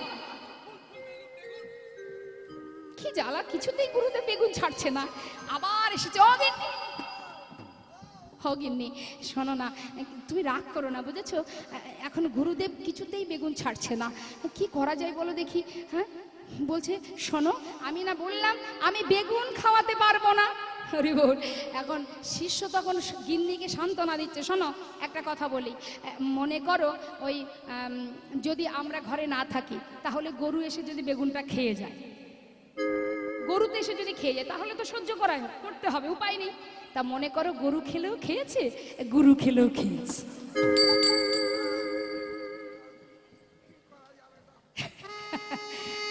হরি বল হরি বল হরি বল।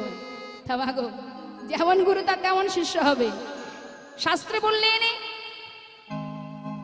তৃণাদপি শুনেছেন তরুরিব সহিষ্ণনা অমানের মানদেন কীর্তনীয় সদাহ। শাস্ত্রে বললেন সদ্গুরু পাবে ভেদ বাতাবে, জ্ঞান করো উপदेश, कैला की मैला छुट जावे जब आग कर प्रवेश। অর্থাৎ সদ্গুরু পাবে, যেই সদ্গুরুকে পাবে তবেই তোমার সমস্ত কালিমা দূরীভূত হবে। যেমন আগুনের মধ্যে যত সময় কয়লা দেওয়া না হয়, কয়লার রং কি বদলানো যায় মা? আপনি জলের মধ্যে যদি 6 মাস ডুবিয়ে রাখেন, কয়লা কালোই থাকবে, সে কিন্তু সাদা হবে না। যখন আপনি আগুনে দেবেন তখনই সে সাদা হবে, তার আগে কিন্তু নয়। তাই গৌর হরি বল। তাই আগে গুরুচরণ সার করো, তৃণের ন্যায়, যার তৃণের থেকেও যে নত, তৃণের থেকেও যে নত হতে পারবে, এই কথাটা স্বয়ং মহাপ্রভু বলেছিলেন। ষড়গোস্বামীর মধ্যে একজন গোস্বামী, যার নাম রঘুনাথ দাস গোস্বামী। রঘুনাথ, যে শ্লোকটি আমি তোমায় বললাম, এটা যদি গলার মালা করতে পারো, খুব তাড়াতাড়ি তুমি গোবিন্দ কৃপা লাভ করতে পারবে। তৃণের থেকেও নত হতে হবে, বৃক্ষের ন্যায় তোমার মধ্যে সহিষ্ণুতা রাখতে হবে।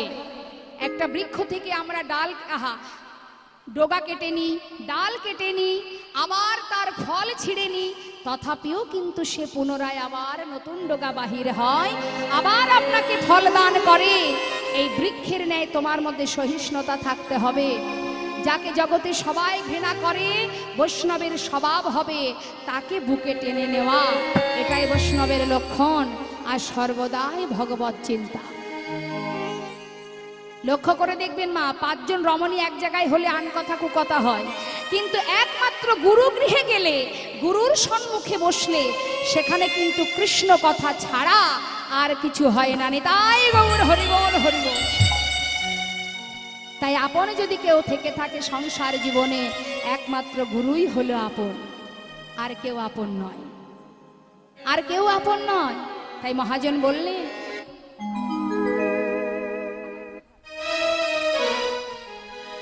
ভুল করে যদি আসি শরণে, শরণে ভুল করে যদি আসি শরণে, শরণে ভুল করে যদি আসি শরণে, শরণে নেবে নাকি চরণে, চরণে প্রভু চরণে। ভুল করে যদি আসি শরণে, শরণে নেবে কিনা চরণে, চরণে চরণে। ভুল করে যদি আসি চরণে, চরণে ভুল করে যদি আসি শরণে, শরণে। আমি তো বসে আছি তোমারই এক কাঙাল, তুমি যে আমার ওগো প্রেম দয়া। আমি তো বসে আছি তোমারই এক কাঙাল, তুমি তো আমারই ওগো প্রভু দয়াল। তুমি তো দিনে দিনে নাথ হে, ওগো তুমি তো দিনের দিনে নাথ হে, তুমি তো দিনে দিনে নাথ হে, ওগো তুমি তো দিনের দিনের নাথ হে। দিনের নাথ হে। ভুল করে যদি আসি শরণে, শরণে ভুল করে যদি আসি শরণে, শরণে ভুল নিতাই গৌর হরিবোল হরিবোল হরিবোল। শরণে ভুল করে যদি আসি শরণে, শরণে। এখন যখনই মোটকমণি সুদামাকে ওই গুরুগৃহে দিয়েলেন মা, কারণ কানাই আছে গুরুগৃহে, তাই গুরুগৃহে যেই না দিয়ে এসেছে, সঙ্গে সঙ্গে কৃষ্ণকে দেখতে পেয়ে সুদামা বুকের মধ্যে জড়িয়ে ধরেছে। শিক্ষার ওই উদ্দেশ্যে আজি তাহায়া চলিল, শিক্ষার উদ্দেশ্যে আজ তাহায়া চলিল, সেখানে উঠেছে তাহাই তুলিল, বহুদিন পরে ভাই কানাইকে পাইল, বহুদিন পরে ভাই কানাইকে পাইল, ওই না বহুদিন পরে ভাই কানাকে পাইল। আনন্দ ধরে না, আনন্দ ধরে না, আনন্দ ধরে ওই না না, কৃষ্ণ আর সুদামায়ের আনন্দ ধরে না, আর সদামারে আনন্দ ধরে ওই না না, বহুদিন পরে ভাই কানাকে পাইল। বহুদিন পরে ভাই কানাইকে পাইল। একে অপরকে জড়িয়ে ধরেছে কানাই কানাই বলে। দুজন দুজনকে যখন জড়িয়ে ধরেছে, হঠাৎ দেখছে গুরুদেব আসছে, সন্দীপ মুনি আসছে। তাকে দেখে বলছে, এই চুপ কর চুপ কর। ওই চুপ চুপ চুপ চুপ, গুরুদেব আসছে, গুরুদেব আসছে। গুরুদেবকে যেই না দেখেছে, গুরুদেব পাঠশালায় ঢুকেছে বাবা। পাঠশালায় ঢুকে বলছে, শুনলাম নাকি আমার এই পাঠশালায় 3 জন নতুন ছাত্র এসেছে। আমার পাঠশালায় 3 জন নতুন ছাত্র কই? হাত তোলো দেখি। এই যে আমি গুরুদেব, কোথায়? এই তো আমি। ও তোমরা নতুন এসেছো আমার হ্যাঁ পাঠশালায়? হ্যাঁ, আমরা 3 জন। বেশ, শিক্ষা নেবে তাই তো? তা তোমাদের নামগুলো এক এক করে বলো দেখি। আমার নাম গুরুদেব বলরাম। আর কি কি কি? কৃষ্ণ। মনে হচ্ছে বাবা কৃষ্ণ। আচ্ছা, কি আর করা যাবে এখন আর। আচ্ছা, আর তোমার নাম? আমার নাম গুরুদেব সুদামা। ও, তোমরা আমার কাছে শিক্ষা নেবে তো? আর তোমার নাম বলরাম, হ্যাঁ। তুমি কি শিক্ষা নেবে? আমি শিক্ষা নেব গুরুদেব ওই ধনুর্বিদ্যা, মানে হাতে চালাতে চাই। আচ্ছা আচ্ছা আচ্ছা। আর কৃষ্ণ, এদিকে এসো। তুমি কি শিক্ষা নেবে? শিক্ষা নেব, ওই যে রাজনীতি শিখবো। একটাও মানে ভালো চলছে গুরুদেব। ও তুমি রাজনীতিবিদ্যা শিখবে? গোবিন্দ বলছে ও গুরুদেব, আমি ওই ধনুর্বিদ্যাও শিখবো না, বেদবিদ্যাও শিখবো না, আমি শিখবো রাজনীতিবিদ্যা। বেশ, আর তুমি কি শিখবে?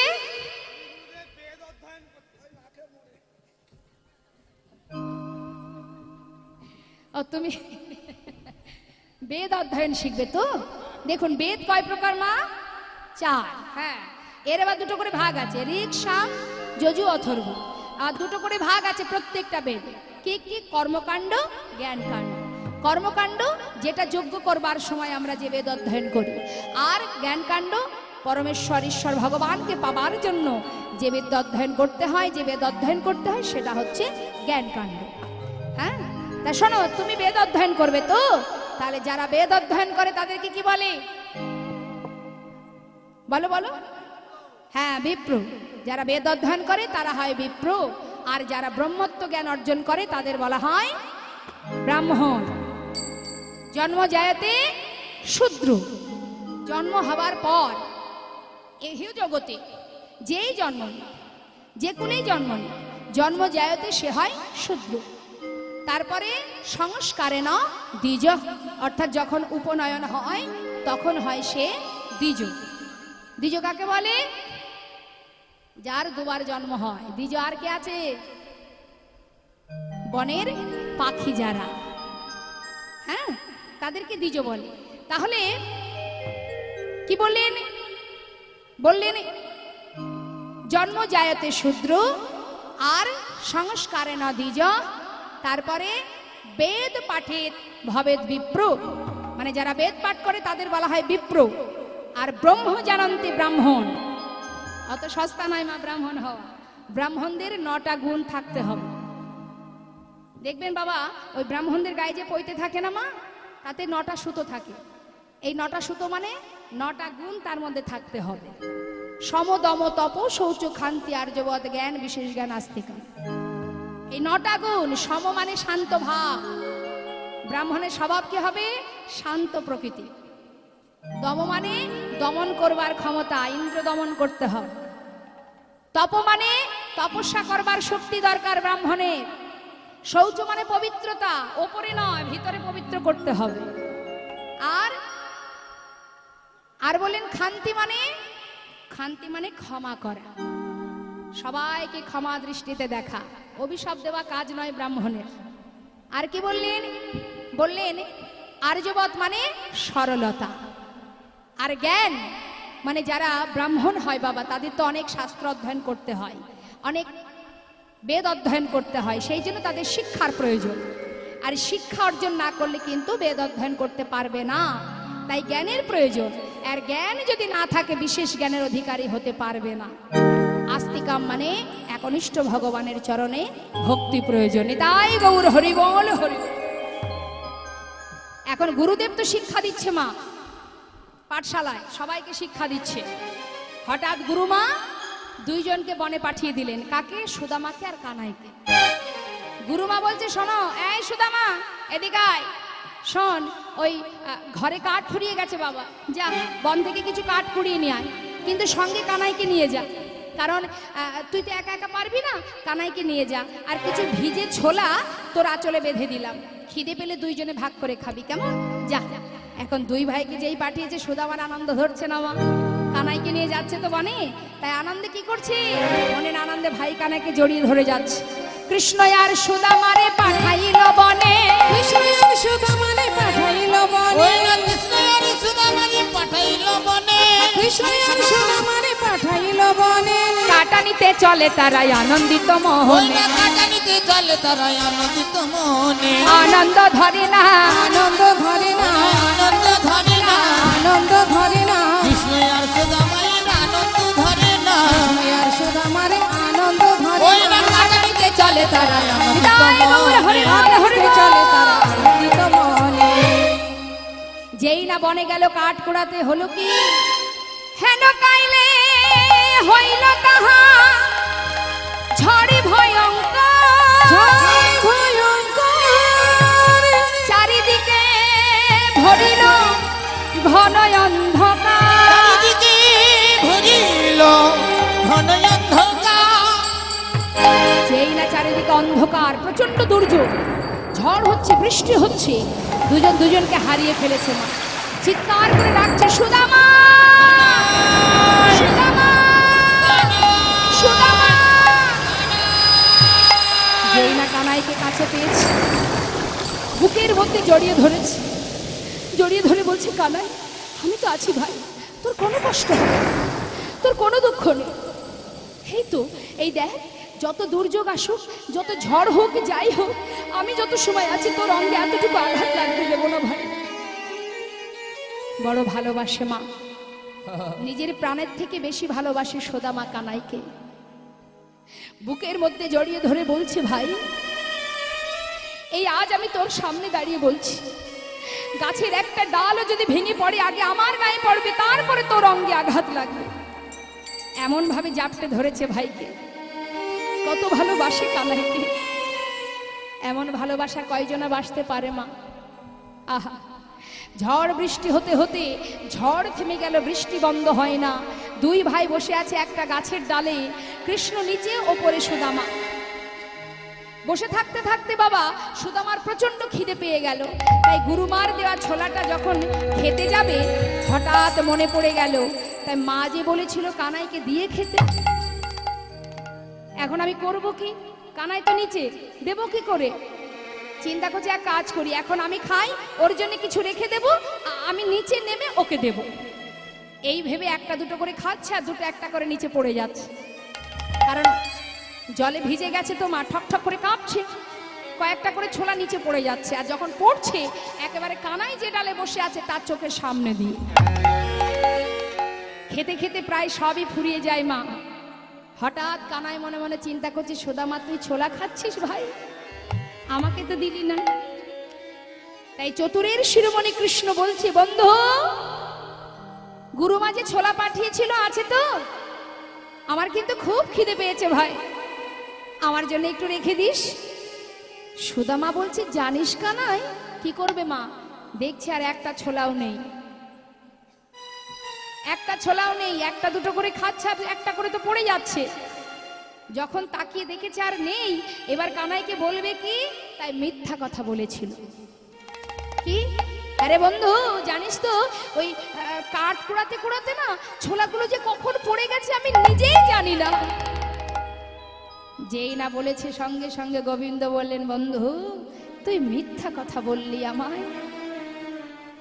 বাহ, তবে বেশ, আজ যখন মিথ্যা কথা বললি, দিন আবার আসবে আমার।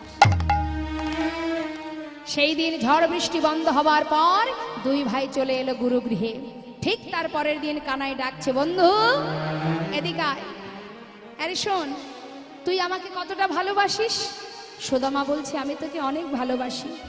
দাঁড়া, আজ যদি আমি তোর কাছে কিছু চাই আমাকে দিবি? বল কি চাবি? আমার যদি প্রাণটা চাস আমি প্রাণটা তোকে দিয়ে দেব। না, প্রাণ আমার দরকার নেই। শোন, ওই দেখ রন্ধনশালায় মা নাড়ু তৈরি করে রেখেছে, তুই তো জানিস আমি নাড়ু খেতে ভালোবাসি, আমার জন্য দুটো নাড়ু এনে দিবি ভাই। সুদামা বলছে, ঠিক আছে তুই দাঁড়া, মাকে গিয়ে বলি আমাকে যখনই গুরুমা দেবে আমি তোকে দিয়ে দেব। আরে না, মাকে বলে আনলে হবে না, চুরি করে আনতে হবে। সুদামা বলছে, বন্ধু আমি তো চুরি বিদ্যা শিখিনি ভাই, তুই তো জানিস আমি বেদ অধ্যয়ন করি। আমার গুরুদেব বলেছে যে বেদ অধ্যয়ন করে, বেদ শিক্ষা গ্রহণ করে, তার বদলে যেন কখনো মিথ্যা কথা না হয়। মিথ্যা কথা বলা যাবে না, মিথ্যার প্রতি আপোষ করা যাবে না, অন্যায় করা যাবে না, পাপ করা যাবে না। আমি কি করে চুরি করব বন্ধু? আমাকে গুরুমাকে বলতে দে। ও এই তোর বন্ধুত্ব? এই নাকি এত ভালোবাসিস? আমার জন্য দুটো নাড়ু চুরি করে আনতে পারবি না? কানাইকে তো বড় ভালোবাসে বাবা, তাই বলছে ঠিক আছে দাঁড়া, তুই যখন বলছিস তোর জন্য আমি চুরি করতে যাব, তবে কানাই একটু লক্ষ্য রাখিস গুরুমা যেন না আসে, আর যদি দেখিস গুরুমা আসছে আমাকে একটু জানাস, কেমন? আমি চললাম, তবে তোর জন্য নাড়ু চুরি করতে যাচ্ছি কিন্তু। এই বলে কানাইকে দরজার কাছে বসিয়ে রেখে ভিতরে ঢুকেছে মা। ভিতরে ঢুকে যেই না নাড়ুর পাত্র থেকে দুটো নাড়ু তুলেছে, এমন সময় বাইরে থেকে কানাই ডাকছে, গুরুমা, ও গুরুমা, শিগগির এসো, এসে দেখে যাও কে তোমার ঘরে নাড়ু চুরি করে খায়। তুমি ভাবো আমি চুরি করি, আজ হাতে নাতে প্রমাণ হবে, শিগগিরই এসো। যেই না বলা, সুদামা ছুটতে ছুটতে ঘর থেকে বাইরে বেরিয়ে সেই নাড়ুটা হাত থেকে ফেলে দিয়ে কানাইয়ের কাছে বলছে, বন্ধু এ তুই কি করলি ভাই? আমি তো তোকে আগেই বলেছি আমি চুরি করতে পারি না, শুধুমাত্র তোর জন্য চুরি করতে গিয়েছিলাম, তুই আমাকে মায়ের কাছে চোর করে দিলি ভাই। ছি ছি কানাই, এ তুই কি করলি ভাই? আমি যে তোকে প্রাণের থেকে বেশি ভালোবাসি, তুই মায়ের কাছে অকারণে আমাকে চোর বানিয়ে দিলি। কানাই, আজ এই গুরু গৃহে দাঁড়িয়ে আমি তোর সামনে দাঁড়িয়ে প্রতিজ্ঞা করলাম, আমার মা বলে তুই নাকি ভগবান, তোর কাছে যে যা চাই তুই নাকি তাকে তাই দিস। আজ এই গুরু পাঠে দাঁড়িয়ে আমি প্রতিজ্ঞাবদ্ধ হলাম, জীবনে যদি না খেয়ে মারাও যায়, দারিদ্রতার অন্ধকারে যদি ডুবে থাকি, কোনদিন তোর কাছে দুহাত পেতে আমি কিচ্ছু চাইব না। ভগবান কৃষ্ণচন্দ্র বললেন, তবে শোন সুদামা, আমিও প্রতিজ্ঞা করলাম, তুই আমার কাছে যতদিন না চাইবি আমিও কিছু তোকে দেব না। কিছুদিন গুরুগৃহে শিক্ষা পাবার পর যে যার মতো ঘরে চলে গেল মা। দ্বারকায় চলে গেল কৃষ্ণ, দ্বারকায় গিয়ে রাজা হয়ে বসে রইল। আর এদিকে সুদামা চলে গেল নিজ গৃহে। তার পিতার গর্বে বুকটা ভরে যায়, আমার ছেলে মস্ত বড় পণ্ডিত, বেদ অধ্যয়ন করেছে আমার সন্তান, আমার ছেলের মতো বিপ্র এই জগতে আর কেহ নাই, এই গ্রামে কেউ নাই। সন্তান ভালো কাজ করলে মাতা পিতার গর্ব হয়, তাই মটুকমণি পাড়ায় পাড়ায় সবাইকে ডেকে ডেকে বুক ফুলিয়ে বলে, শোনো শোনো, সবার ঘরে সন্তান আছে, আমার মতো পুত্র কার আছে বলো দেখি। সবাই বলে সত্যি তাই, তোমার ছেলে মস্ত বড় পণ্ডিত হয়েছে, সত্যি গর্বেরই কথা। সবাই খুশি মা। ওই পাঠশালার মধ্যে ওই গ্রামের মধ্যে ছোট্ট একটা পাঠশালায় ছোট ছোট পাড়ার বাচ্চাদেরকে শিক্ষা দিয়ে সেখান থেকে যা পায় তাতেই মনের আনন্দে সংসার চলে যায়। মটুকমণি বিলম্ব না করে ছেলের উপযুক্ত সময় হয়েছে দেখে সুকন্যাকে পেল, সুকন্যার সন্ধান পেল, আর নিজের সন্তানের সঙ্গে তার বিবাহ সম্পন্ন করলো। নেতাই গৌর হরিবোল। মায়েরা উলুধ্বনি।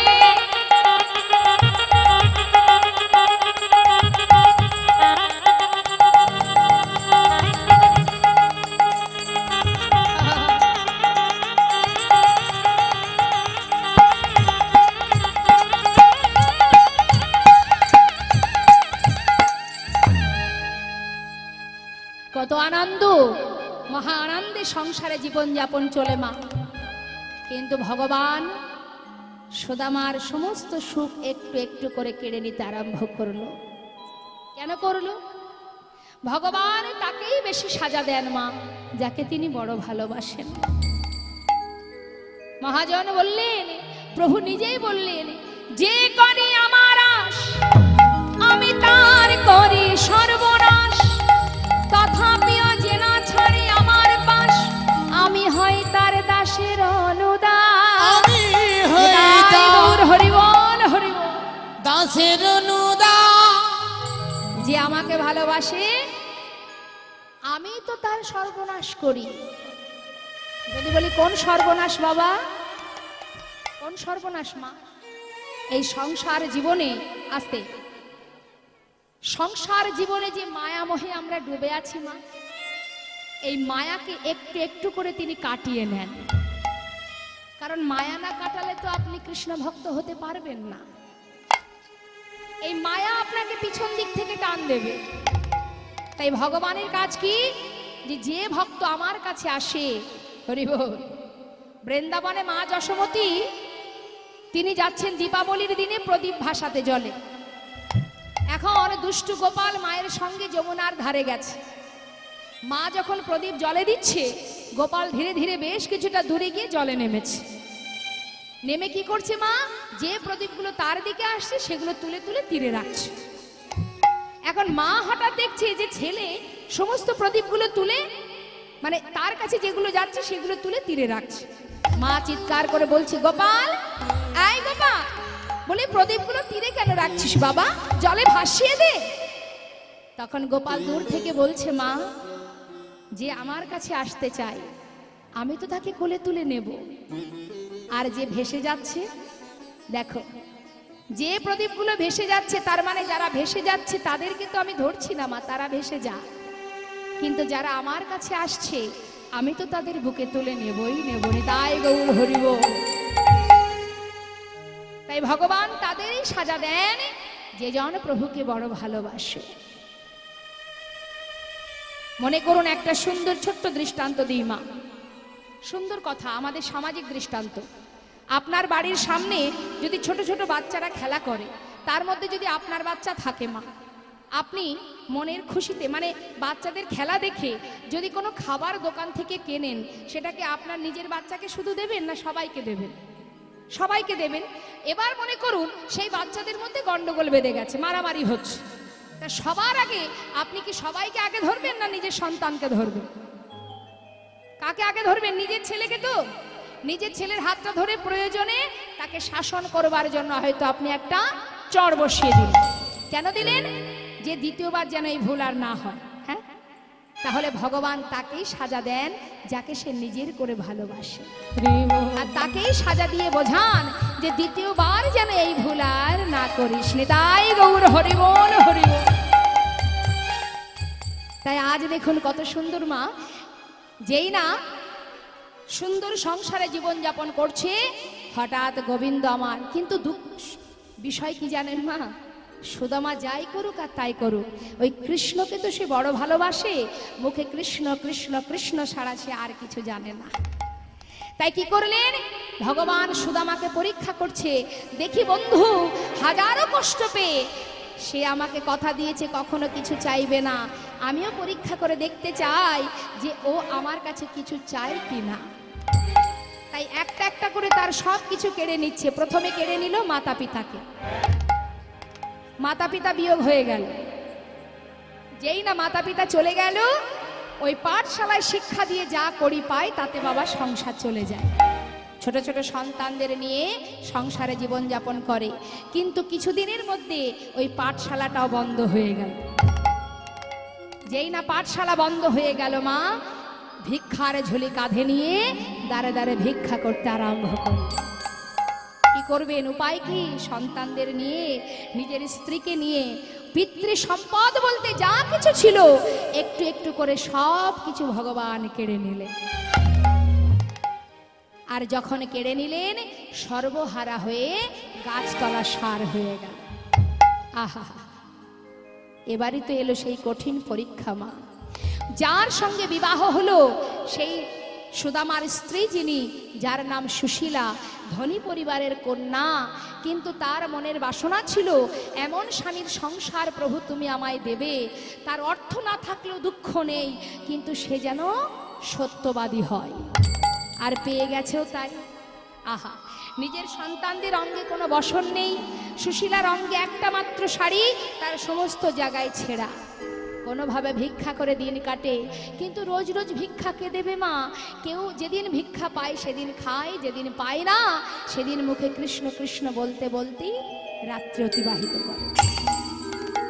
একদিন তার স্ত্রী বলে উঠলেন, স্বামী, স্বামী গো, শুনেছি তোমার বন্ধু নাকি রাজা,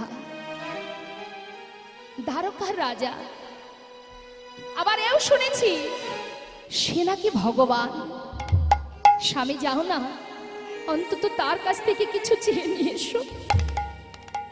সুদামা বললে, দেখো সুশীলা, যা বলেছো বলেছো, আর বলো না, আমি পারবো না, আমি যে তার কাছে প্রতিজ্ঞাবদ্ধ, জীবনে যদি না খেয়ে মারাও যায় আমি ওর কাছে কিচ্ছু চাইতে পারবো না।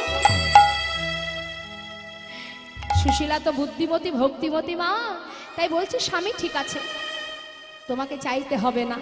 আচ্ছা স্বামী, একটা কাজ করো না। বলো। স্বামী গো, যাকে তুমি এত ভালোবাসো, তোমার মন চাই না তাকে একবার দেখবে তুমি? চাই, কিন্তু কি করব বলো?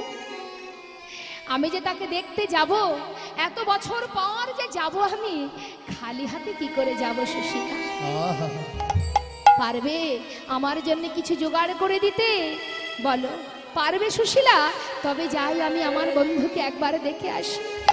পারবে বলো? সুশীলা বলছে স্বামী কেন পারবো না, বেশ তুমি ঘরে থাকো, আমি দেখছি কোনো উপায় করা যায় কিনা। বিলম্ব না করে কি করলেন বাবা? সুশীলা আঁচল পেতে ভিক্ষা করতে গেলেন মা গ্রামে গ্রামে। ধনী পরিবারের কন্যা হয়ে দাঁড়ে দাঁড়ে ভিক্ষা করছে। ভাবো এ জগতে কারোর যদি অর্থ থাকে, অহংকারে বশীভূত হয়ে তারা কি করে? ধরাকে সরা জ্ঞান করে, করে না মা? হ্যাঁ?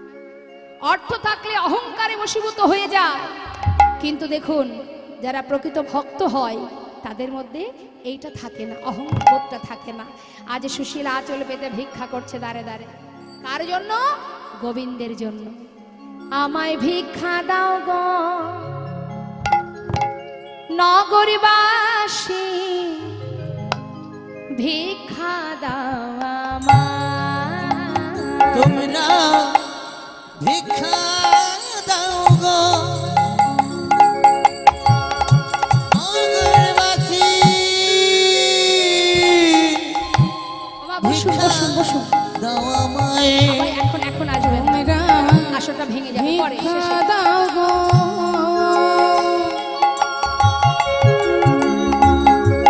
নগরবাসী, ভিক্ষা দাও আমায়। যেই না বলেছি আমাকে ভিক্ষা দাও, সঙ্গে সঙ্গে অনেকে কি করে মা দেখবেন, ভিখারিকে দেখলে কি বলে? এই যে এ বাড়ি হবে না, অন্য বাড়ি যাও। আবার পাশের বাড়ি গিয়ে বলছি আমায় ভিক্ষা দাও গো ওগো নগরবাসী, ভিক্ষা দাও আমায়। তোমরা ভিক্ষা দাও গো নগরবাসী, ভিক্ষা দাও আমায়। আরে পাশের বাড়ি গিয়ে যখনই বলেছে তারা বলছে আরে এদিকে এদিকে আয়। এই দেখ আবার কোথা থেকে এলো রে। নিত্য নতুন ভিখারির উদয় হচ্ছে। হ্যাঁ বলি নিত্য নতুন ভিখারি জ্বালায় কি আমাদের গ্রাম ছাড়তে হবে? এই যে এখানে হবে না, অন্য বাড়ি যাও। আবার তাড়িয়ে দিল মা। পাশের বাড়ি গিয়ে আবার বলছি তোমরা ভিক্ষা দাও গো নগরবাসী, ভিক্ষা দাও আমায়। তোমরা ভিক্ষা দাও গো নগরবাসী, ভিক্ষা দাও আমায়। মুখের ওপরে দরজা বন্ধ করে বলছে দেখ দেখ এদিকে আয়। জানালা দিয়ে হাত বাড়িয়ে বলছে দেখ দেখ, চেনা চেনা মনে হচ্ছে, সুদামার বউ না? সুদামা মনে হয় ভিক্ষা পায় না, তাই আজকে নিজের বউটাকে পথে নামিয়ে দিয়েছে। এই যে শোনো, যার স্বামী সত্যবাদী, সত্য ছাড়া মিথ্যা কথা বলে না, তার কেন ভিক্ষা করে খেতে হয়? আমরা অনেক কষ্ট করে রোজগার করি, ভিক্ষা করে খাই না। এ বাড়ি হবে না, অন্য বাড়ি যাও। আহা, সুদামার স্ত্রী বললে দেখো ঠিকই বলেছ তোমরা, আমার স্বামী যেমন সত্য কথা বলে, আমিও তার স্ত্রী, আজ আমি মিথ্যা কথা বলবো না। জানো আজ কেন আমি এসেছি? তোমরা যে ভিক্ষা আজ আমাকে দেবে না, আমরা কেউ খাবো না। কে খাবে শুনবে? তোমাদের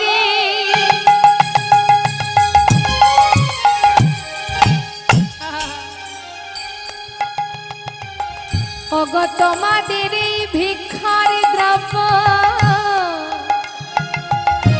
পাবে শ্যামরা।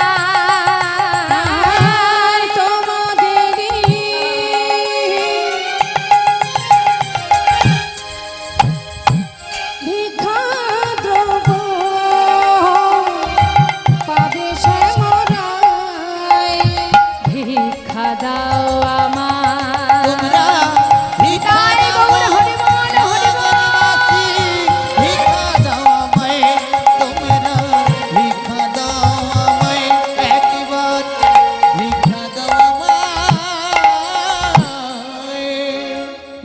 বলেছে তোমাদের ভিক্ষা দ্রব্য পাবে শ্যামরায়, মানে গোবিন্দ সেবায় লাগবে। শুনবা মাত্রই যারা কৃষ্ণ ভক্ত তারা বিলম্ব না করে মনে মনে বলছে, হ্যাঁ রে, দেখ দেখ, যদি বলা যায় সুদামার স্ত্রী নিশ্চয়ই মিথ্যা কথা বলবে না। আজকে যদি আমরা কিছু ভিক্ষা দিই আর সেটা যদি গোবিন্দ সেবায় লেগে যায় তাহলে আমাদের জনম ধন্য হবে। তাই চল চল আমরা কিছু ভিক্ষা দিয়ে আসি। কি করেছে মা? কয়েক বাড়ি থেকে শুকনো চিড়ে তার আঁচলে এসে দিয়ে গেল। সেই চিড়েগুলো নিয়ে বুকের মধ্যে করে ঘরে ফিরে গাছতলায়, ঘর আর কোথায়, গাছতলা সার হয়েছে। গাছতলায় এসে নিজের অঙ্গের যে বসনটা ছিল বাবা, সেই বসন থেকে কিছুটা অংশ ছিঁড়ে নিয়ে তার মধ্যে কৃষ্ণ সেবার সেই চিড়েটুকু ভালো করে পুটুলি বেঁধেছে মা। পুটুলি বেঁধে বলছে, স্বামী, আজকের এই চিড়ের একটা দানা আমিও খাবো না, আমার সন্তানও খাবে না, তুমিও খাবে না। যাও, আজকে যার জন্য ভিক্ষা করেছি তার কাছে নিয়ে যাও। সুদামা মনের আনন্দে কত বছর পর বন্ধুকে দেখতে যাচ্ছে। কোন বন্ধু যদি বন্ধুর বাড়ি মাঝে সাঝে যায়, খালি হাতে গেলেও তাতে কোনো দুঃখ নেই, কিন্তু অনেক বছর পর যাচ্ছে তো মা, তাই শুকনো চিড়ের পুটুলিটা বুকের মধ্যে করে নিয়ে বন্ধু সেবায় চলেছে। কানাইকে দেখতে যাচ্ছে। দেখুন বন্ধুত্ব কাকে বলে। চলেছে পাগলের বেশে, সেই চিড়েটা বুকের মধ্যে করে নিয়ে অনেক পথ অতিক্রম করে যাচ্ছে। আর কানাইকে ডেকে ডেকে বলছে, বন্ধু একবার দেখা দে রে, হরে ভাই কানাইয়া দেখা দে আমার, একবার দেখা দে রে ভাই কানাইয়া,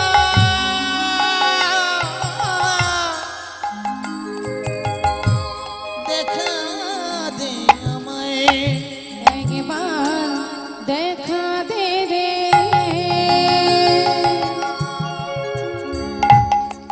ভাই কানাইয়া দেখা দে আমায়। ওরে জীবনে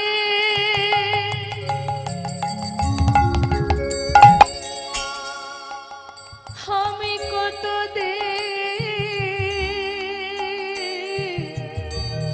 দেখিনি তোমার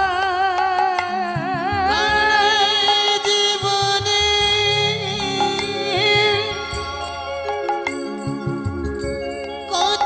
কতদিন দেখিনি তোমায়, ওরে জীবনে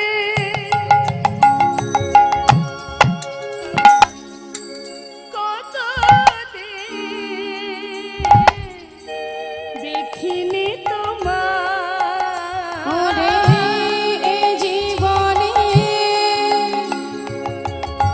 কত দেখিনি তোমায়,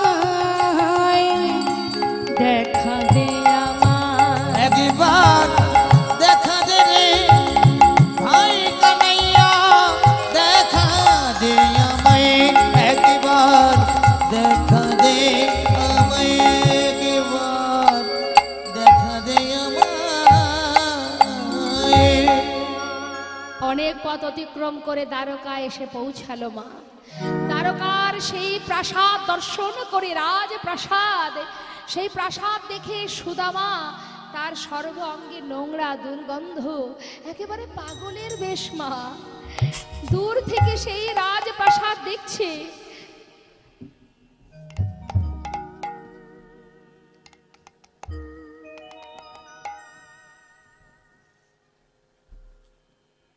সম্পা দিদি ভাইয়ের পালাগানে মুগ্ধ হইয়া আমি সামান্য উপহারটুকু পুরস্কৃত করিলাম।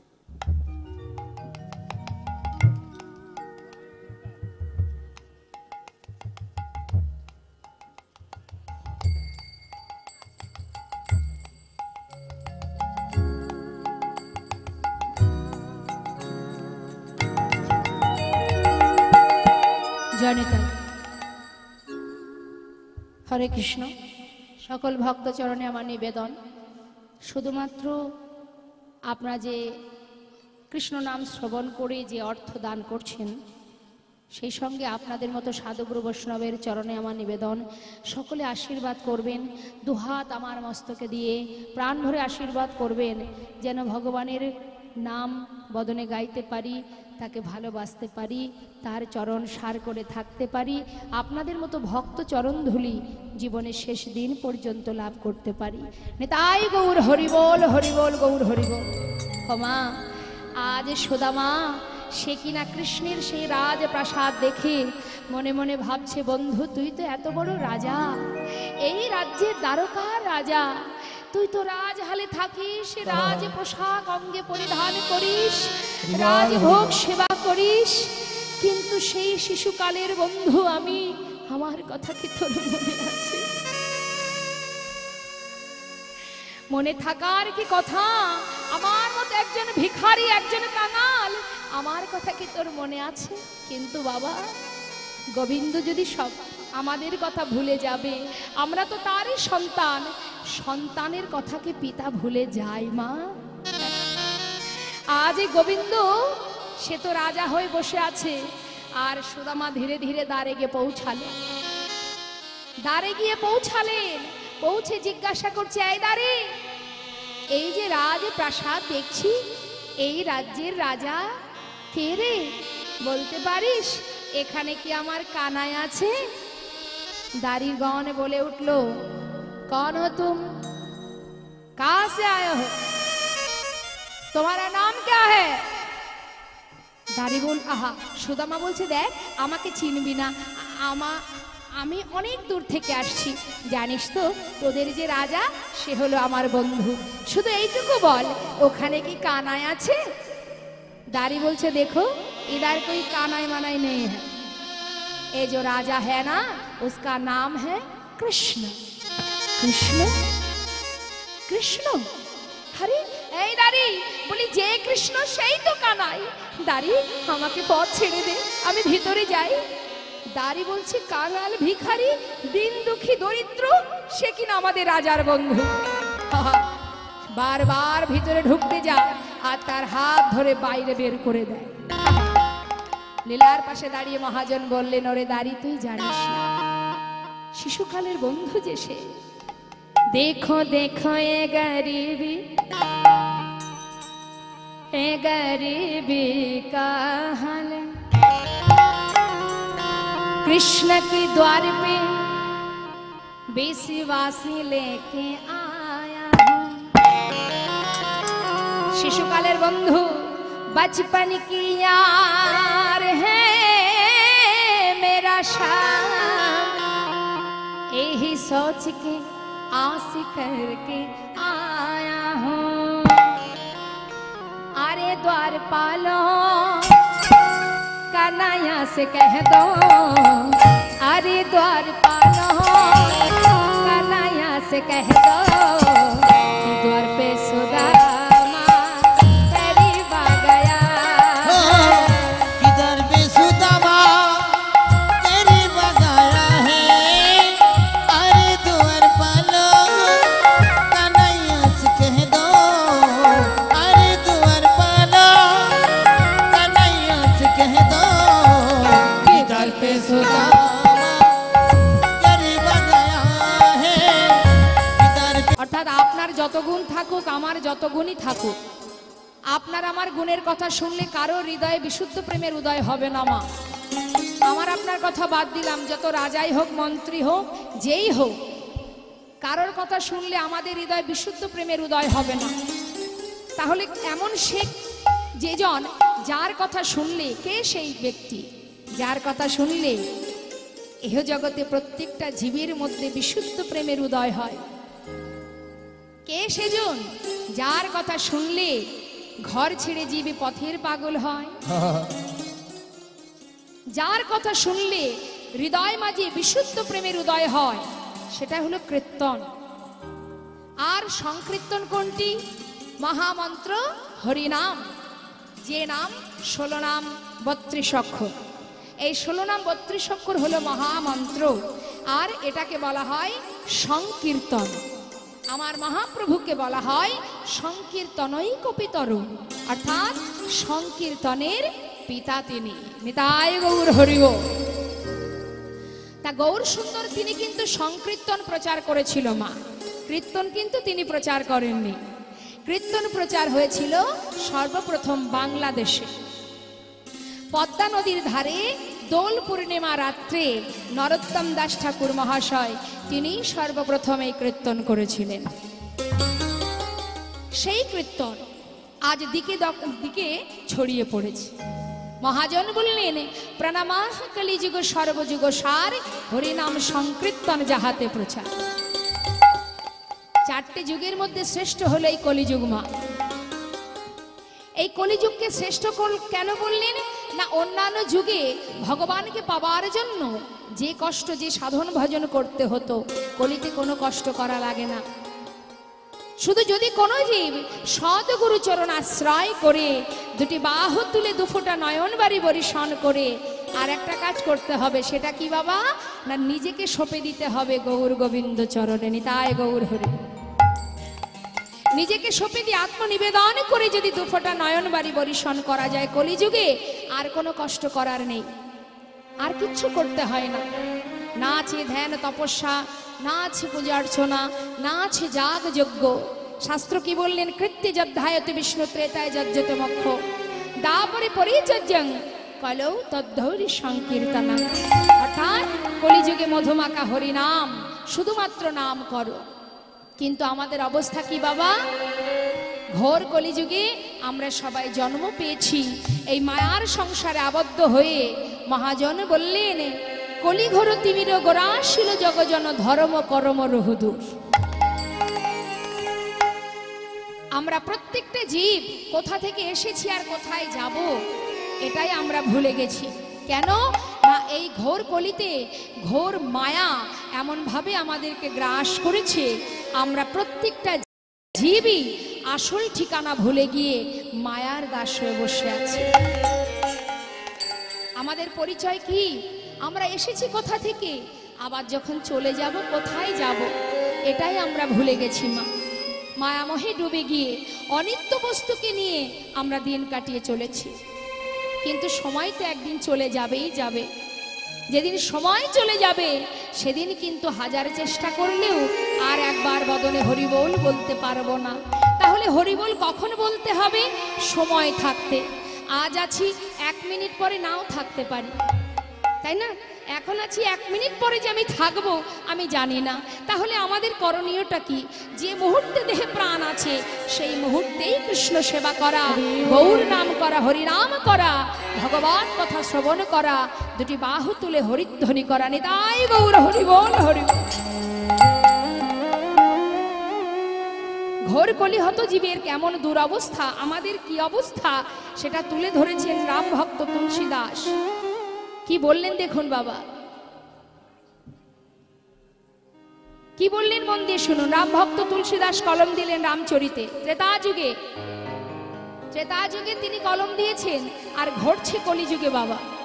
আমাদের অবস্থাটা কি, সচ্চ কহে তোমারে লঠা ঝুঠা জগৎ ভুলায়, গৌরস গলি গলি ফিরি সুরা বৈঠল বেচায়, गाभी को दोहे कुत्ता को पाले बाछुरी रह जाए भूखा, संबंध को अच्छा खिलाए लेकिन तेरा बाप रह जाए भूखा, चोर के छाड़े साधु के बांधे पथिक को लगाए फांसी, हाय रे कलियुग तेरी तामाशा दुख लागे और हासि। কথাটা কি বললো মন দিয়ে আমি একটা একটা করে বুঝিয়ে দেব। আস্তে মা, কথা বলবেন না সামনে বসে। বললেন, সাচ্চা কাহে তো মারে লাঠা। এই জগতে কেউ যদি সৎ পথে চলে, সত্য কথা বলে, তাকে কিন্তু বাবা পদে পদে আঘাত পেতে হয়। যারা সম্মানীয় ব্যক্তি তারা কেউ সম্মান পায় না এই কলিযুগে। যারা ঘৃণিত ব্যক্তি, যাদের মুখ দেখা উচিত নয়, যাদের সঙ্গ করা উচিত নয়, তাদের সঙ্গেই সঙ্গ করতে হয়, তাদের মুখ দেখেই আমাদের চলতে হয়, তাদেরকেই সম্মান দিতে হয় এই কলিযুগে। আর যারা সম্মানের পাত্র তারা সম্মান পায় না এই কলিযুগে। আপনি যাকে বিশ্বাস করবেন, যাকে ভরসা করবেন, ইহ জগতে, এই পার্থিব জগতে, আমাদের এই কলিযুগে যাকে ভরসা করবেন, বিশ্বাস করবেন, সেই আপনাকে আঘাত করবে। শুধু তাই নয়, আরো কি বললেন, ঝুঠ হ্যাঁ জগৎ ভোলায়। এই পৃথিবীটাকে ছেয়ে রেখেছে কে? এই জগৎটাকে মিথ্যা, মিথ্যাই ছেয়ে গেছে মা। এই জগৎটা একেবারে মিথ্যাই ছেয়ে গেছে। অত্যাচার, অনাচার, ব্যভিচার, দুরাচার, পাপাচার পৃথিবীটাকে ছেয়ে রেখেছে। আরো বললেন, শুধু তাই নয়, গৌরস গেলি গেলি ফিরে সুরা বৈঠল বেচায়। দেখবেন লক্ষ্য করে বাবা, যারা দুধ বিক্রি করে, আজ নয় আরো অনেক আগে থেকে কথা বলছি, আমরা ছোটবেলায় দেখেছি যে কাঁধে করে দুধের বাঁক নিয়ে গ্রামে গ্রামে, পাড়ায় পাড়ায়, বাড়ির দাঁড়ে দাঁড়ে গিয়ে দুধ বিক্রি করত। এখন না হয় সাইকেল হয়েছে বা মোটর সাইকেল হয়েছে, কিন্তু আগে তো হেঁটে হেঁটে যেত, তাই না? তা বলুন তো মা, এখনো পর্যন্ত যে অলিতে গলিতে দাঁড়ে দাঁড়ে দুধ বিক্রি করেন যিনি, সেই দুধ কি জগতে সবাই কিনে খায়? কেউ খায়, কেউ খায় না, অধিকাংশই খায় না। হ্যাঁ, কিন্তু দেখবেন তো বাবা, যিনি মদ বিক্রি করেন তাকে কি বাড়িতে বাড়িতে আসতে হয়? সে যদি এখান থেকে 50 কিলোমিটার দূরে বসে, বা কোনো গুহার মধ্যে বসে, বা কোনো পাহাড়ের উপরে গিয়ে বসে, দেখবেন এই কলির জীব সেখানে গিয়েই ভিড় করে বসে আছে। এটাই আমাদের অবস্থা, এটাই আমাদের দুরবস্থা। লক্ষ্য করে দেখুন মা, আমাদের কতগুলো ভুল আছে আমাদের জীবনে, আর এই ভুল আছে বলেই কিন্তু আমরা কষ্ট পাই, যন্ত্রণা পাই, দুঃখ পাই। দুঃখ পাই বলেই আমরা মনে মনে ভাবি ভগবান নিষ্ঠুর, তিনি আঘাত দিচ্ছে, যন্ত্রণা দিচ্ছে। কিন্তু না, আমরা তার কাছে কথা দিয়ে এসেছিলাম, তার কাছে কথা দিয়ে এসেছিলাম আমি কি করব, ভবে গিয়ে তোমার জন্য কি করব। কিন্তু সেখানে এসেও আমরা কিন্তু তার কথা রাখিনি। আমরা সবাই মায়ার দাস হয়ে মায়ামোহে ডুবে আছি। দেখুন, দোল পূর্ণিমা রাত্রি যেদিন, যেদিন স্বয়ং মহাপ্রভু কলির ভগবান আমার গৌর সুন্দর এই ধরায় এসেছিলেন আমাদের মতো পাষণ্ডকে উদ্ধার করার জন্য।